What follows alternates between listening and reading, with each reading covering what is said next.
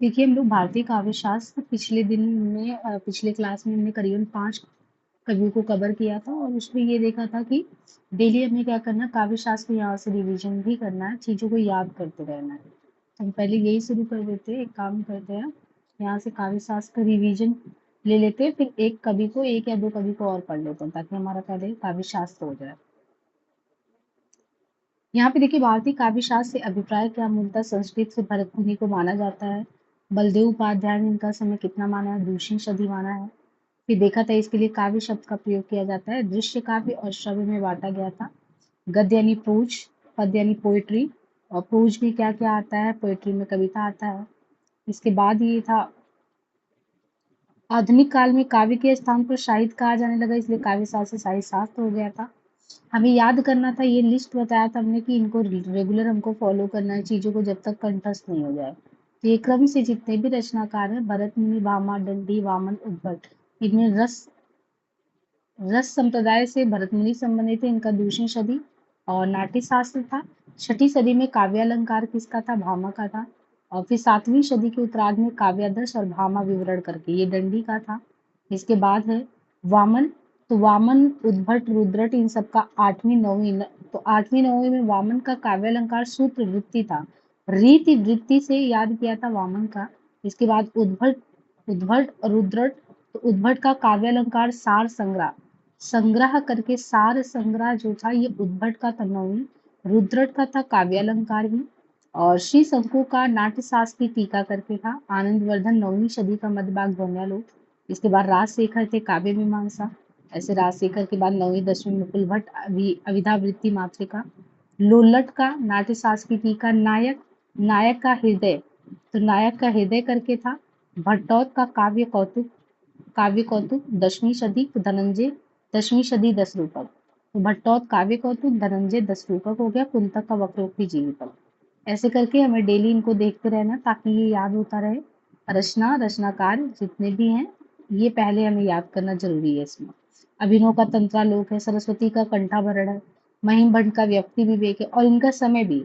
जैसे अभिनव तंत्रालोक, इनके अलावा भोजराज का 11वीं सदी का पूर्वार्ध, महिम भट्ट का व्यक्ति विवेक, क्षेमेंद्र का देखिए कवि कंठाभरण, मम्मट का काव्य प्रकाश है ना, वेद व्यास का अग्निपूर्ण, फिर वाग्भट प्रथम का वाग्भट्टालंकार, हेमचंद 12वीं सदी काव्यानुशासन, रामचंद्र गुरचंद का नाट्य दर्पण, रुइयक का देखिए अलंकार सर्वस्व, अमरचंद, इसके बाद शोभाकर मित्र, जयदेव, विद्याधर है ना, भानुदत्त मिश्र का जैसे रस मंजरी, रस तरंगड़ी, साहित्य दर्पण, रूप गोस्वामी का उज्जवल नीलमणि के अलावा भक्त दशामृत करके है, अप्पय दीक्षित का वृत्ति वर्तिका, कवि कड़व अलंकार कौस्तुभ, कवि कर्पूर करके, जगन्नाथ का रस गंगाधर। तो ये इतना हमको हमको बार बार याद करना है। इसके बाद ये बताते हैं कि जैसे अभिनव गुप्त, इनके 4 ग्रंथ थे, 3 टीकाएं लिखी थी, नाट्य शास्त्र अभिनव भारती, ध्वन्यालोक और काव्य कौतुक। और क्षेमेंद्र का देखिए कवि कंठाभरण, सुवृत्त तिलक, औचित्य विचार चर्चा, दशावताचरित, कोई छोड़ने लायक नहीं है इसमें। इसके बाद ये था कि हम लोगों को ये देखना था कि जो भी काव्य शास्त्रीय ग्रंथ लिखे गए किसको कितने परिच्छेदों में इन लोगों ने लिखा था। जैसे नाट्यशास्त्र 36 अध्याय, पंचम वेद 5000 श्लोक, वाचिक अधुना। काव्यालंकार को यदि देखें तो 6 परिच्छेद में है। और भामा है काव्यादर्श 4 परिच्छेद में 650 श्लोक। काव्यालंकार सूत्र करके 5 परिच्छेद 319। और यहाँ पे 16 अध्याय 734 करके श्लोक था काव्यालंकार उद्रट वाला। अब यहाँ पे ये था कि कौन कौन रस की तरफ झुके थे, कौन अलंकार की तरफ थे। तो हमने रस वाला कैसे याद करने की कि मान के चलिए कुछ ऐसा शंकुक है और शंकुक को कोई नायक है, नायक यानी कोई हीरो है, वो शंकुक को क्या कर रहा है, ऐसे लुढ़का रहा है। तो रस में जो है भरत मुनि तो हैं ही, इनके अलावा भट्ट, लोलट, शंकुक, नायक। तो नायक जो है शंकुक को लौटा रहा है ऐसे। और रामचंद्र गुड़चंद, तो रामचंद्र गुड़चंद शारदा तनय विश्वनाथ। विश्वनाथ भी भरत मुनि भी रस संप्रदाय के, लोलट शंकु भट्टनायक और रामचंद्र गुड़चंद। इनके वाला अलंकार दंडी उद्भट रुद्रट, तो दंडी उद्भट रुद्रट अलंकार में हो गए। बाकी रीति में वामन है। ध्वनि आनंद वर्धन के अलावा और कौन कौन है, तो ध्वनि प्रवर्तक तो आनंद वर्धन ध्वनि संप्रदाय के हैं, इनके अलावा कौन कौन है, तो ध्वनि के आनंद वर्धन के अलावा अभिनव गुप्त, मम्मट, रुयक, विद्याधर, जगन्नाथ, ये सभी भी है। तो ध्वनि आनंद वर्धन, अभिनव गुप्त, मम्मट, रुयक, विद्याधर, जगन्नाथ। इसके बाद वक्रोक्ति के कुंतक, औचित्य के 6 ये तो ध्वनि के पक्ष में आनंद वर्धन के अलावा इतने लोग और हैं। ध्वनि विरोधी आचार्यों में कौन कौन है? प्रतिहारेंद्र राज, कुंतक, भट्ट नायक, धनंजय, महिम भट्ट। ये ध्वनि विरोधी हैं, ये ध्वनि विरोधी में आते हैं। जो का नाम लिया जा रहा है प्रतिहारेंदु राज, कुंतक है, भट्टनायक है, धनंजय करके हैं। और अलंकार विरोधी विद्वान में आनंदवर्धन, मम्मट, विश्वनाथ, जगन्नाथ। तो ये जितने भी हैं अलंकार के पक्ष में, रस के पक्ष में जैसे लोलट, शंकुक, नायक, रामचंद्र, गुरचंद, शारदा तनय ये हो गए। अगर रस के पक्ष में है तो रस के विरोधी का नहीं दिया गया है, लेकिन हाँ अगर ध्वनि के पक्ष में जितने हैं तो ध्वनि में अगर अभिनव है, अभिनव, मम्मट, रुय्यक, विद्याधर, जगन्नाथ, ये 5 लोग पक्ष में हैं, तो ऐसे ध्वनि में विरोधी भी ऐसे ही 5 लोगों का नाम दिया गया है। प्रतिहारेंदु राज, कुंतक है, भट्टनायक है, धनंजय है, बहिम भट्ट, ये इसके विरोधी में भी है। बाकी वक्रोक्ति का पता है, औचित्य का, चेमन का पता है। अलंकार के पक्ष में दंडी, उद्भट, रुद्रट यदि है तो इसके विरोध में कौन कौन है? अलंकार के विरोध में आनंदवर्धन, मम्मट यानी आनंदवर्धन ध्वनि सिद्धांत वाले, और मम्मट और विश्वनाथ रस वाले, है ना। और मम्मट कौन थे? और अलंकार देखिए कौन कौन लोग विरोधी हैं अलंकार के, इसको कैसे याद करेंगे? जो लोग ध्वनि के पक्ष में, जैसे आनंदवर्धन ध्वनि के पक्ष में है तो अलंकार के विरोधी है, मम्मट ध्वनि के पक्ष में है तो इसके विरोधी है, विश्वनाथ रस के पक्ष में तो इसके विरोधी है, जगन्नाथ को भी देखेंगे तो जो ध्वनि के, 3 लोग तो ऐसे हैं जो ध्वनि के पक्ष में वही अलंकार के विरोध में है। जैसे ध्वनि के पक्ष में आनंदवर्धन, मम्मट और जगन्नाथ हैं, तो आनंदवर्धन, विश्वनाथ, इनके विश्वनाथ नहीं, जगन्नाथ और मम्मट अलंकार के विरोधी हैं। और रीति के पक्ष में वामन है तो कुंतक इसके विरोधी हैं। तो ये वाला लिस्ट जितना भी ऊपर का, ये सारे लिस्ट में जितने भी दिए गए यहाँ तक कोशिश करिएगा, यहाँ तक याद करके खत्म कर दीजिए। यहाँ तक जितना बताया यहाँ तक खत्म कर दीजिए, ठीक है। कि जो काव्य लक्षण वगैरह जहाँ से शुरू करेंगे तो वहां से इसको रिवीजन में लेंगे। अब हम मूल जो अपना एक कॉन्सेप्ट लेके चलने वाला उस पे आ जाते हैं। बबीता जी ने ज्वाइन कर लिया ना?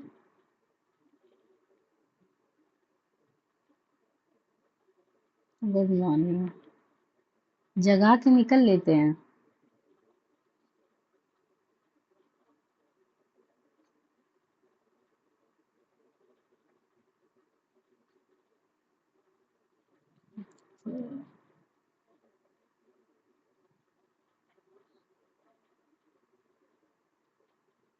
हम्म, तो आ गया ये।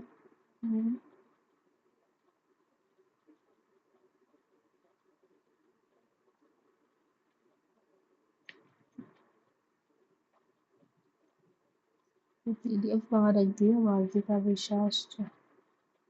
एक ये हो गया, 254, 15।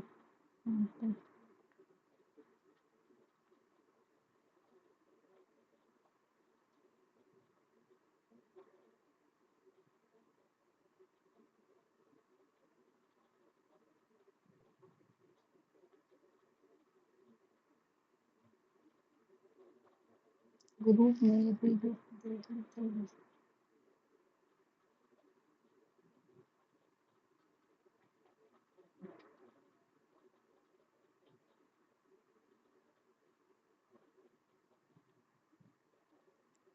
तो जितना हमने रिवीजन वाला किया उतना काम खत्म कर देना है, रिवाइज करके याद करके उसको चाय जैसे खत्म करना है, ठीक है। और काव्यशास्त्र का कुछ क्वेश्चन आप लगभग 25 क्वेश्चन अपनी तरफ से आप लोग लगा लीजिएगा। आज हम पीडीएफ बना के निकिता को भी दे देंगे। आज काव्यशास्त्र के भी क्वेश्चन करा देंगे वहां पे। देखिए संस्कृत काव्यशास्त्र के इतिहास को हम लोग अभी लेके चल रहे थे, जिसमें इतना बहुत अच्छे से रिवीजन करा दिए हैं, और वीडियो में है उसको बार बार रिवीजन के तौर पे लेते रहना। अब आगे से रिवाइज अभी नहीं कराएंगे।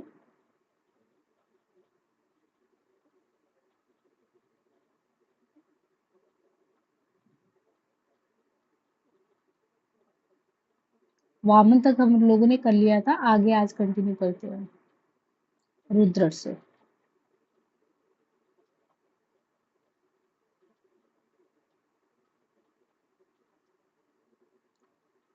यहाँ पे देखिए छठे नंबर पे इन्होंने जो काव्य शास्त्र में दिया है रुद्रट का नाम दिया है, ठीक है। तो हम जरा यहाँ से रुद्रट से आगे देखते हैं कि क्या क्या रुद्रट ने किसके बारे में क्या चीजें कही है।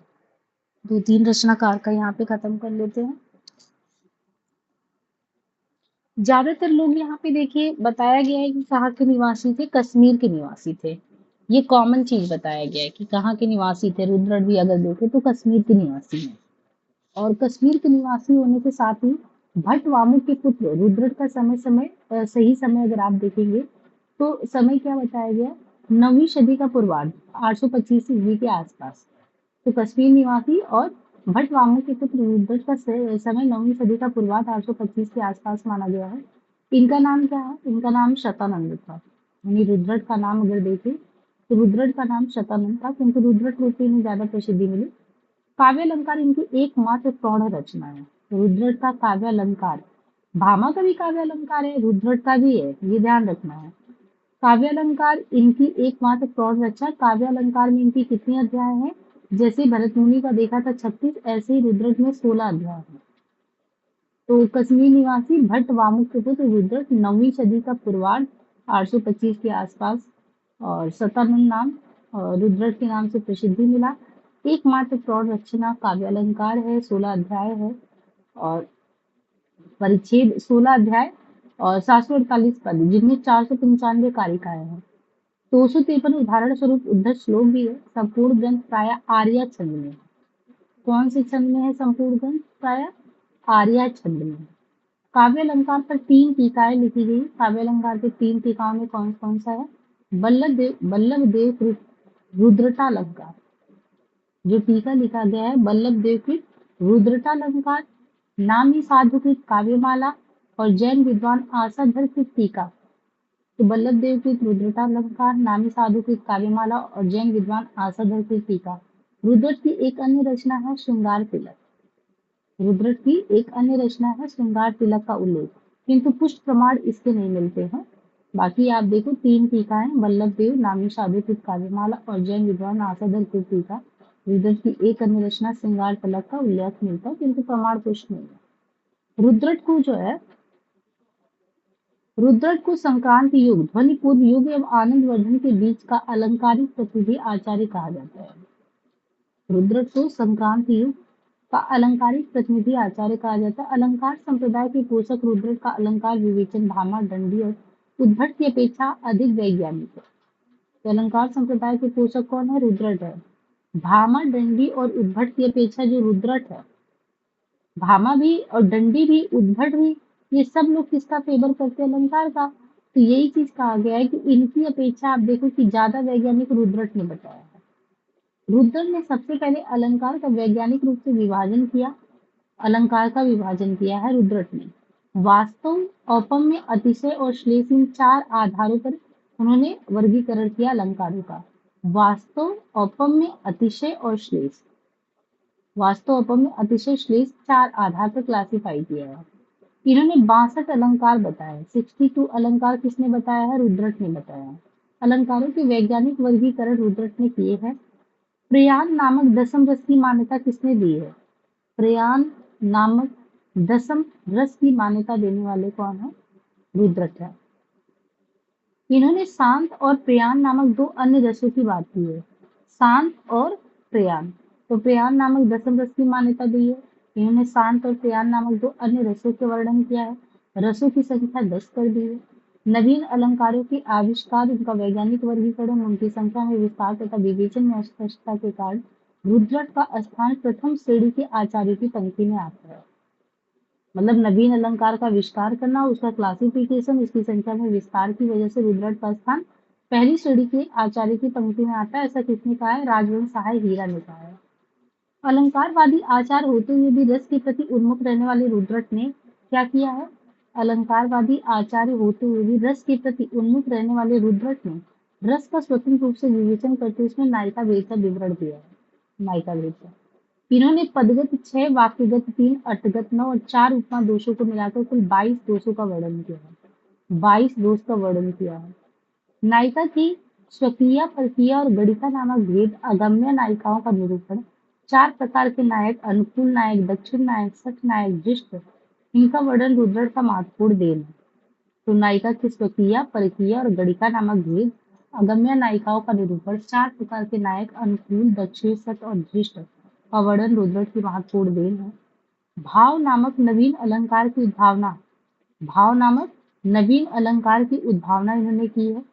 जैसे प्रेयान रस के बारे में देखा, वैसे भाव नामक नवीन अलंकार जो है किसने उद्भावना किया है? रुद्रट ने। एकावली और अवसर अलंकार के भी जनक कौन है? एकावली और अवसर अलंकार है, इसके भी जनक रुद्रट है। इन्होंने प्राचीन अलंकारों का नवीन नामकरण, यथा ब्याज श्लेष का ब्याजोक्ति, यानी जो प्राचीन अलंकार थे उनका नया नाम दे दिया। जैसे ब्याज श्लेष है, उसको ब्याजोक्ति कह दिया। ब्याज स्तुति, उदात्त अलंकार मम्मट का। अवसर अलंकार, इन्होंने प्रतिभा के दो भेद किए हैं, सहजा और उत्पाद्या कर दिए। तो प्रतिभा के दो भेद हो गए, सहजा और उत्पाद्या। रुद्रट का जाति अलंकार ही दंडी और मम्मट की स्वभावोक्ति है। रुद्रट का क्या है? रुद्रट का जाति अलंकार ही दंडी और मम्मट की स्वभावोक्ति है। ये प्रथम आचार्य हैं जिन्होंने अलंकारों का वैज्ञानिक दृष्टि से विभाजन किया है। इन्होंने सर्वप्रथम वक्रोक्ति को शब्दालंकारों के वर्ग में स्थान दिया। ये ऐसे आचार्य हैं जिन्होंने रस को अलंकार की दास्ता से मुक्त किया। एक ऐसे आचार्य जिन्होंने रस को अलंकार में जो दास्ता में था, वो रस को अलंकार की दास्ता से आजाद कर दिया। इन्होंने रसवत आदि अलंकारों को अमान्य ठहराकर भामा के समय से रस और भाव को अलंकार के भीतर स्थान देने की परंपरा का परिशोधन किया। भाव के साथ साथ इनके नए अलंकार कौन से? मत, साम्य और विहित। मत, साम्य और विहित, इन अलंकारों का प्राचीन ग्रंथों में उल्लेख तक नहीं मिलता। इनका जिक्र रुद्रट करते हैं। इन्होंने शांत रस की महत्ता प्रतिपादित की। देखिए, शांत रस को बल्कि और लोग नहीं मानते शुरुआत में, लेकिन इन्होंने शांत रस की महत्ता प्रतिपादित की और ये कहा कि श्रृंगार और करुण रास के रस की भांति शांत रस भी आनंद की अनुभूति देता है। समास युक्त पदों की संगठना को इन्होंने यानी रुद्रट ने वृत्ति की संज्ञा दी है। अलंकार संप्रदाय के प्रतिनिधि आचार्य होते हुए भी रुद्रट रस सिद्धांत के प्रबल पोषक थे। ये भी बहुत खास बात है कि अलंकार संप्रदाय के होते हुए रस का फेवर करते हैं। एक बार इनका संक्षेप में वापस से विवरण देखते हैं रुद्रट का। है तो ये अलंकारवादी और काव्यालंकार लिखते हैं, काश्मीर निवासी। रुद्रट इनके 9वीं सदी के पूर्वार्ध में आते हैं, भटवामों के पुत्र हैं। और 16 अध्याय इनका परिचय, 748 पद, 495 कारिकाएं, 253 उदाहरण, श्लोक। आर्यचंद में संपूर्ण ग्रंथ है। काव्यालंकार पर 3 टीकाएं हैं। बल्लभ देवकृत रुद्रटालंकार, नामी साधुकृत काव्यमाला, जैन विद्वान आसधर कृत टीका। रुद्रट की एक अन्य रचना है श्रृंगार तिलक। श्रृंगार तिलक का उल्लेख मिलता है। रुद्रट को संक्रांति युग, ध्वनिपूर्व युग, आनंद वर्धन के बीच का अलंकारिक प्रतिनिधि आचार्य कहा जाता है। अलंकार संप्रदाय के पोषक है ये। उद्भट की अपेक्षा ये ज्यादा वैज्ञानिक, यानी भामा, दंडी और उद्भट की अपेक्षा। इसके अलावा इन्होंने वैज्ञानिक विभाजन किया है और वास्तु, औपम्य, अतिशय और श्लेष, इन 4 आधारों पर 62 अलंकार बताए। प्रयाण नामक दसम रस की बात इन्होंने की है। प्रयाण नामक 2 अन्य रसों की संख्या 10 कर दी है। इनके पूरे उसमें देखें तो 22 दोषों का वर्णन ये करते हैं, है ना। और नायिका की स्वकीय, परकीय और गणिका नामक भेद, अगम्य नायिकाओं का निरूपण। 4 प्रकार के नायक में अनुकूल नायक, दक्षिण नायक, सट एवं दृष्ट नायक की बात करते हैं। भाव नामक नवीन अलंकार की भावना किसने की है? तो भाव नामक नवीन अलंकार एकावली और अवसर अलंकार की बात की है।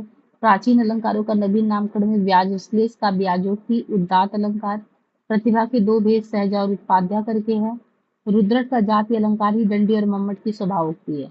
इन्होंने सर्वप्रथम वक्रोक्ति को शब्द अलंकारों के वर्ग में स्थान दिया है। इनके अलावा मत, साम्य और विहित, इन्होंने शांत रस की महत्ता को प्रतिपादित किया है। समासयुक्त पदों की संगठना को इन्होंने वृत्ति की संज्ञा दी है। और रुद्रट रस सिद्धांत के प्रबल पोषक थे। 7वें नंबर पे हम लोगों ने किसको कर लिया है? रुद्रट को कर लिया है। अब रुद्रट के बाद देखिए 9वीं सदी के पूर्वार्ध तक रुद्रट हो गए। अब सीधे हम आते हैं 6ठे नंबर पे। अच्छा, वो 7वां नहीं था, 6ठा था। अब 7वें पे है आनंद वर्धन। ये है ध्वनि सिद्धांतवादी। तो जैसे हम लोगों ने क्या किया, शुरुआत में भरत मुनि को रस वाला पढ़ा, भामा को देखा, अब लगभग अलंकारवादियों को देख रहे थे। आनंद वर्धन उसमें आ जाते हैं 9वीं सदी में, ये ध्वनिवादी है 7वें नंबर पे। कश्मीर के यहाँ, ये कश्मीर में भी राजा अवंती वर्मा है, उनके यहाँ पे सभा पंडित हुआ करते थे। देखिए, ये भी कश्मीर के राजा अवंती वर्मा, लगभग वही दरबार में लोग रहते थे। तो आनंद वर्धन भी जो कश्मीर के राजा अवंती वर्मा है, उनके यहाँ सभा पंडित एवं समसामयिक। आनंद वर्धन का समय 9वीं सदी माना जाता है, उसके बीच में। एक ही रचना है जो इनकी प्रमुखता का आधार है, ध्वन्यालोक। नाम से ही पता चल गया ध्वन्यालोक, तो वैसे भी पता चल गया कि आनंद वर्धन ध्वनि के फेवर में है। और ध्वन्यालोक व रचनाकार आनंदवर्धन ध्वनि रस ध्वनि को इनको ध्वनिवादी आचार्य कहते हैं। और इन्होंने क्या किया है, इन्होंने जो है ध्वन्यालोक के रचनाकार ध्वनिवादी आनंदवर्धन ने ध्वनि रस ध्वनि को काव्य की आत्मा माना है। इसलिए इनके जो ये कभी पूछा भी जाए तो काव्यास आत्मा ध्वनि रीति बुधर्व समान मात्रा पूर्वा, काव्य आत्मा ध्वनि राति बुधर्व समान पूर्वा। यानी काव्य की आत्मा क्या है, ध्वनि है। इनकी ध्वन्यालोक रचना में कितने अध्याय है, 4 अध्याय। ये भी याद करना है। ध्वनि सिद्धांत के प्रवर्तक ध्वन्यालोक कश्मीर निवासी आनंदवर्धन जो थे, कश्मीर के राजा वंतीवर के सभा पंडित, इनकी जो रचना ध्वन्यालोक है उसमें कितना अध्याय है, 4 अध्याय। 4 अध्याय को उद्योत भी कहते हैं, जैसे अपने अध्याय पढ़ते हैं वैसे उद्योत भी कहते हैं, जो मूलतः वृत्ति एवं कारिकाओं सूत्रों की व्याख्या के रूप में लिखित है। जो मूलतः वृत्ति एवं कारिकाओं सूत्रों की व्याख्या के रूप में लिखा है। ध्वन्यालोक के प्राचीन हस्तलेख में इनका नाम क्या मिलता है, सहृदयालोक, मतलब अच्छी हृदय वाला लोक भी कहते हैं। तो 9वीं सदी ध्वन्यालोक, काव्यास आत्मा ध्वनि रीति, कितने अध्याय हैं, 4 अध्याय, 4 उद्देश्य सूत्रों की व्याख्या किया है, मूलतः वृत्ति और कारिकाओं की व्याख्या। इनको पुराने नाम में सहृदयालोक भी मिलता है। ध्वनि संप्रदाय के प्रवर्तक जो आनंदवर्धन है, वो पंडित जगन्नाथ के शब्दों में साहित्य शास्त्र के मार्ग के व्यवस्थापक थे। मतलब आनंदवर्धन, पंडित आनंदवर्धन को कहते हैं कि पंडित जगन्नाथ के शब्दों में कहा जाता है कि साहित्य शास्त्र के मार्ग का जो व्यवस्थापक थे वो यही थे। इनकी ध्वन्यालोक रचना में 4 अध्याय उद्योग जो मूलतः वृत्ति एवं कारिकाओं के रूप में लिखित है। आनंदवर्धन की कुल कितनी रचनाएं हैं, 5 रचनाएं हैं। आनंदवर्धन की 5 रचनाएं कौन सी हैं, ध्वन्यालोक, अर्जुन रचित महाकाव्य, विषम बाल लीला खंड काव्य, देवी शतक शोध काव्य, धर्मात्मा टीका। तो 5 रचनाएं कौन कौन सी हो गई, आनंदवर्धन की 5 रचनाओं में ध्वन्यालोक, अर्जुन रचित महाकाव्य, विषम बाल लीला खंड काव्य, देवी शतक स्तोत्र काव्य, धर्मात्मा टीका। आनंदवर्धन की ख्याति का आधार स्तंभ क्या है, ध्वन्यालोक, जिसके 3 अंश है। तो ध्वन्यालोक के कितने हैं, 3 अंश। कारिका 129 संख्या, वृत्ति कारिकाओं की गद्य में व्याख्या, और तीसरा उदाहरण। इनका दार्शनिक ग्रंथ धर्मात्मा बौद्ध दार्शनिक धनकीर्ति के प्रमाण विनिश्चय नामक ग्रंथ की टीका है। आनंदवर्धन ने ध्वनि सिद्धांत का मूल आधार किसको माना है, तो आनंदवर्धन ने ध्वनि सिद्धांत का मूल आधार व्यंजना शब्दशक्ति को माना है। किसको, व्यंजना शब्दशक्ति को माना है। इन्होंने प्रतीयमान अर्थ की प्रतिष्ठा की है, जिसका अर्थ व्यंग्यार्थ है। तो एक तो ध्वनि सिद्धांत का मूल आधार व्यंजना शब्दशक्ति, इन्होंने प्रतीयमान अर्थ की प्रतिष्ठा की जिसका अर्थ व्यंग्यार्थ है। अभिधा लक्षणा से भिन्न व्यंजना नामक शब्द व्यापार किसने किया है, आनंदवर्धन ने। तो क्या क्या हो गया, ध्वनि सिद्धांत का मूल आधार व्यंजना शब्दशक्ति, जैसे अभिधा व्यंजना होता है ना, तो अभिधा लक्षणा व्यंजना, तो इन्होंने किसको मूल माना है, व्यंजना को, अभिधा को नहीं माना है। और इन्होंने प्रतीयमान अर्थ की प्रतिष्ठा की है, जैसे संभाव्य प्रतीयमान ऐसे करके पढ़ेंगे उसको, इन्होंने प्रतीयमान अर्थ की प्रतिष्ठा की है। प्रतीयमान अर्थ की प्रतिष्ठा मतलब जिसका मतलब है व्यंग्यार्थ। अभिधा लक्षणा से अलग इन्होंने व्यंजना नामक शब्द व्यापार माना है, तो व्यंजना को माना है, अभिधा लक्षणा को नहीं। ध्वनि की परिभाषा देते हुए आनंदवर्धन ने कहा क्या है, इन्होंने कहा है जिस रचना में जो वाचक है, जिस रचना में वाचक विशेष और वाच्य विशेष अपने अर्थ को गौड़ बनाकर काव्यार्थ व्यक्त करता वही ध्वनि है। यानी जिस रचना में जो बताने वाला है, और बताने वाला है जो भी चीजें बता रहा है, जो बताने वाला वाच्य वाचन करने वाला वाच्य विशेष अपने अर्थ को गौड़ बताता है, और काव्य के अर्थ को व्यंग्यार्थ व्यक्त करता है, व्यंग के अर्थ को व्यक्त करता है, और जो मूल अर्थ एक तरीके से है उसको पीछे रखता वही ध्वनि है। इन्होंने ध्वनि के कितने भेद किए हैं, आचार्य वर्धन, ये आनंदवर्धन ने 3 भेद किए हैं। ध्वनि के 3 भेद, वस्तु ध्वनि, अलंकार ध्वनि, रस ध्वनि। वस्तु ध्वनि, अलंकार ध्वनि, रस ध्वनि, जिसमें रस के ध्वनि को उन्होंने सर्वश्रेष्ठ कहा है। आनंदवर्धन ने रस ध्वनि को काव्य की आत्मा कही है, रस को नहीं कहा है, रस को नहीं कहा है, रस की ध्वनि को काव्य की आत्मा कहा है। आनंदवर्धन ने अलंकार को काव्य का बाह्य शोभादायक धर्म मानकर उसे कंटक कुंडल की भांति स्थान दिया, कटक कुंडल। तो आनंदवर्धन ने अलंकार को काव्य का बाह्य शोभादायक धर्म मानकर उसे कंटक कुंडल की भांति स्थान दिया है। आनंदवर्धन को रस को ध्वनि के साथ युक्त करने का श्रेय जाता है। इन्होंने देखिए रस को ध्वनि से जोड़ दिया, और लोग तो मान लो अलंकारवादी हो गए, कुछ रसवादी हो गए, और आनंदवर्धन की भी खासियत क्या है? आनंदवर्धन को रस को ध्वनि के साथ जोड़ने का श्रेय जाता है, ये बढ़िया है। व्यंग्यार्थ के आधार पर इन्होंने काव्य का ध्वनि काव्य, गुणीभूत व्यंग्य काव्य और चित्र काव्य ध्वनि 3 भेद भी किए हैं। तो व्यंग्यार्थ के आधार पर इन्होंने काव्य का ध्वनि काव्य, गुणीभूत व्यंग्य काव्य, चित्र काव्य 3 ध्वनि भेद हो गए। आनंदवर्धन ने गुणत्रयवाद की स्थापना की। क्या? गुणत्रय। तो आनंदवर्धन ने गुणत्रयवाद की स्थापना की। मम्मट ने इसे पूर्ण प्रतिष्ठित किया और विश्वनाथ तथा पंडित राज जगन्नाथ ने इसका अनुमोदन भी किया। इन्होंने गुण और अलंकारों का भेद प्रतिपादन किया तथा गुणों का रस से सहज संबंध मानते हुए संघटना को अनिवार्य संबंधी नहीं माना। आनंदवर्धन ने गुणों को रसाश्रित, रस से आश्रित माना है। ध्वन्यालोक पर 2 प्राचीन टीकाएं देखने को मिलता है, लोचन अभिनव गुप्त रचित और चंद्रिका अज्ञातनाथ की। अग्निपुराण के वाक्य को ग्रहण करते हुए आनंदवर्धन ने ध्वन्यालोक में कवि अथवा रचनाकार को प्रजापति के समक्ष रखते हुए साहित्यकार को ब्रह्म के समान काव्य संसार गढ़ने वाला बताया। अपारे काव्य संसारी कबीरेक प्रजापति विश्वम तथेदम परिवर्तते। इसके बाद 8वें नंबर पे देखें राजशेखर। राजशेखर जो है महाराष्ट्र चूड़ामणि कविवर, अकाल जलद के पौत्र तथा पिता दुर्दक एवं माता शीलवती के पुत्र। महाराष्ट्र चूड़ामणि कविवर, अकाल जलद के पौत्र तथा पिता दुर्दक एवं माता शीलवती के पुत्र राजशेखर एक प्रसिद्ध काव्यशास्त्री के साथ साथ एक कवि एवं नाटककार भी थे। यायावर कुल उत्पन्न ये यायावरी भी कहलाते थे। चौहान वंशी क्षत्रिय कन्या अवंती सुंदरी इनकी पत्नी संस्कृत एवं प्राकृत की विदुषी थी। राजशेखर के बारे में देखिए, बहुत बड़ी बड़ी बातें। ये महाराष्ट्र के चूड़ामणि कविवर अकाल जलद जो थे उनके पौत्र हुआ करते। पिता इनके दुर्दक और मौसी शीलवती इनके पुत्र। राजशेखर एक प्रसिद्ध काव्य शास्त्री के साथ साथ यायावरी कुल में थे और ये चौहान वंशी क्षत्रिय कन्या थी अवंती सुंदरी, वो इनकी पत्नी हुआ करती थी और संस्कृत और प्राकृत की विदुषी भी थी, जिनके अनेक मतों का उल्लेख राजशेखर की रचना का क्या नाम है? काव्य की मीमांसा। अब मीमांसा तभी करेंगे ना जिनकी पत्नी अवंती सुंदरी तो है ही, विदुषी भी है, तो मीमांसा कौन करेगा? काव्य की मीमांसा किया राजशेखर ने। राजशेखर जो है प्राचीन भारतीय एकमात्र ऐसे रचनाकार हैं जिन्होंने अपने साहित्यिक जीवन में किसी स्त्री के योगदान को माना है। भाई विदुषी है अवंती सुंदरी, तो विदुषी है तो विदुषी की बात तो मानेंगे ना। चौहान में से ये कन्या अवंती सुंदरी संस्कृत और प्राकृत में विदुषी, इसलिए मीमांसा में सहयोग लिया। इसलिए पहले एक ऐसे जो स्त्री के योगदान को मानते भी है राजशेखर। राजशेखर का समय आप देखो 10वीं सदी का पूर्वार्ध है, 10वीं सदी का पूर्वार्ध। काव्य शास्त्रीय रचना, काव्य मीमांसा के अलावा इनकी 4 नाटक लिखे गए हैं। काव्य शास्त्रीय रचना, काव्य मीमांसा के अलावा कितने? 4 नाटक लिखे गए हैं। बाल रामायण, बाल महाभारत, विदुषाल भज्जिका और कर्पूर मंजरी। शेखर का कर्पूर मंजरी भी पूछते सटक। तो बाल रामायण, बाल महाभारत, विदुषाल भज्जिका, कर्पूर मंजरी, कुल मिला के कुल रचनाएं वैसे देखे टोटल काव्य मीमांसा को लेंगे तो 5 हो गए। काव्य मीमांसा, बाल रामायण, बाल महाभारत, विदुषाल भज्जिका, कर्पूर मंजरी, कुल 5। महाराष्ट्र प्राकृत भाषा में रचित कर्पूर मंजरी नाटक के लिए प्रसिद्ध राजशेखर ने यह नाटक अपनी विदुषी सुसंस्कृत पत्नी अवंती सुंदरी के लिए लिखा था।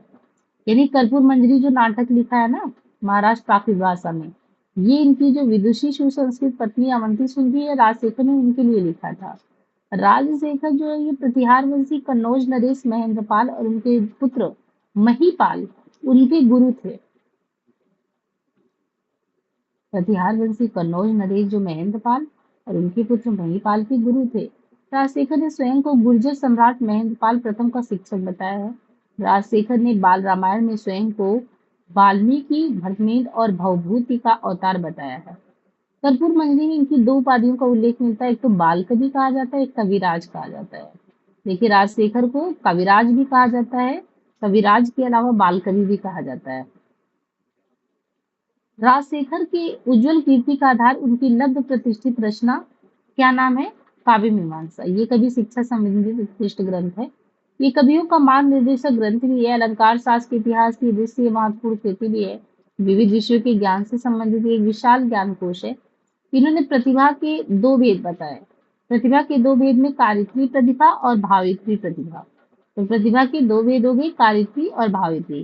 कारित्री प्रतिभा के इन्होंने 3 भेद किए, सहजा, आहार्य और औपदेशिकी करके। तो प्रतिभा के दो भेद बताए, कारित्री प्रतिभा और भावित्री प्रतिभा। कारित्री प्रतिभा के कितने भेद? 3 भेद किए, सहजा, आहार्या और उपदेश की। इन्होंने वचन विन्यास क्रम को रीति कहा। वचन विन्यास क्रम को रीति कहा। वचन का अर्थ शब्द या पद और विन्यास क्रम का अर्थ रचना। राजशेखर सरस्वती पुत्र को काव्य पुरुष कहते थे। राजशेखर ने आशु कविता लिखने वाले कवि को अविच्छेदी कवि कहा। राजशेखर ने जो आशु कविता लिखने वाले कवि उनको अविच्छेदी कवि कहा। इन्होंने काव्य की 10 उपविधाएं मानी और काव्य रचना की 12 शोध का उल्लेख किया। राजशेखर ने कवि की 7 अवस्थाओं का भी उल्लेख किया है। राजशेखर ने मागधी रीत की उद्भावना की, जो मगध देश में व्यवहारता प्रयोग में लाई जाती है। राजशेखर ने अलंकार की महिमा के विषय में कहा है, अलंकार भेद के अर्थ का उपकारक होता है और अलंकारों के अभाव में वेदार्थ की अवगति नहीं हो सकती। उपकारात् त्वात् अलंकारात् साप्रमंगति यायावरिह हरिते च तत्स्वरूपा परिज्ञानात् वेदार्थ नवगति है। राजशेखर ने अलंकार को वेद का क्या माना है? राजशेखर ने अलंकार को वेद का 7वां अंग माना है। अब यहाँ पे 9वें नंबर पे है मुकुल भट्ट, 9वीं शताब्दी। 9वीं शताब्दी में आते हैं मुकुल भट्ट। मुकुल भट्ट प्रतिहारेंद्र राज के गुरु एवं ध्वनि विरोधी आचार्य। तो मुकुल भट्ट कौन हुए? ये प्रतिहारेंद्र राज जो है इनके गुरु होते। मुकुल भट्ट इनके प्रतिहारेंद्र राज के गुरु हैं और ध्वनि विरोधी आचार्य है। यानी ध्वनि के पक्ष में नहीं, जैसे आनंदवर्धन पक्ष में है तो मुकुल भट्ट विपक्ष में है। 9वीं सदी में इनकी रचना का क्या नाम है? मुकुल भट्ट की अभिधावृत्ति मातृका। अभिधावृत्त मातृका, इसमें इनमें 15 कारिकाएं और इन पर इनकी स्वलिखित वृत्ति भी है। लक्षण के विवेचन में काव्य प्रकाशकार मम्मट ने अभिधावृत्ति मातृका का आश्रय लिया है। लक्षण के विवेचन, जैसे काव्य के लक्षण है उसके विवेचन में काव्य प्रकाशकार कौन है? काव्य प्रकाशकार मम्मट है। उन्होंने इनके अभिधावृत्ति मातृका का आश्रय लिया है, सहारा लिया है। मुकुल भट्ट ने एकमात्र अभिधा शब्दशक्ति को शब्द का व्यापार, इसी रचना में ही पता चल जाता है कि अभिधा लक्षणा व्यंजना में इनके रचना का ही नाम है अभिधावृत्ति मातृका। तो मुकुल भट्ट ने एकमात्र अभिधा शब्दशक्ति को शब्द का व्यापार माना और इसकी कितने भेद किए? इसके 10 भेद कर डाले हैं और इसमें लक्षणा के 6 प्रकारों का अंतर्भाव कर लिया है। तो मुकुल भट्ट ने एकमात्र अभिधा शब्दशक्ति को शब्द का व्यापार माना और इसके 10 भेद किए हैं।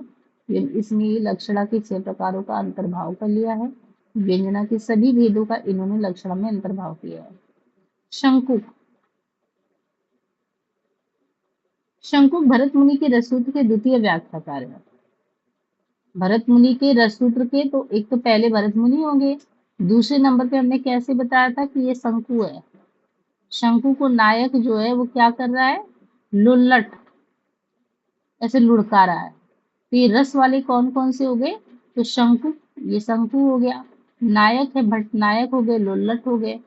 तो ये जो शंकुक है ये भरत मुनि के रससूत्र के दूसरे नंबर के व्याख्याकार है। और शंकुक कैसे आचार्य हैं? कश्मीरी आचार्य थे। और ये जो न्यायिक शंकुक ने न्याय दर्शन की शब्दावली में रससूत्र की व्याख्या की। शंकुक का कोई ग्रंथ मिलता ही नहीं है, कोई ग्रंथ नहीं है। इन्होंने क्या लिखा? इन्होंने शंकुक ने लिखा भुवन अभ्युदय। भुवनाभ्युदय कहिए या भुवन अभ्युदय, महाकाव्य ही ये है इनका भुवनाभ्युदय, भुवन अभ्युदय महाकाव्य। तो शंकुक ने ऐसा कुछ नहीं लिखा।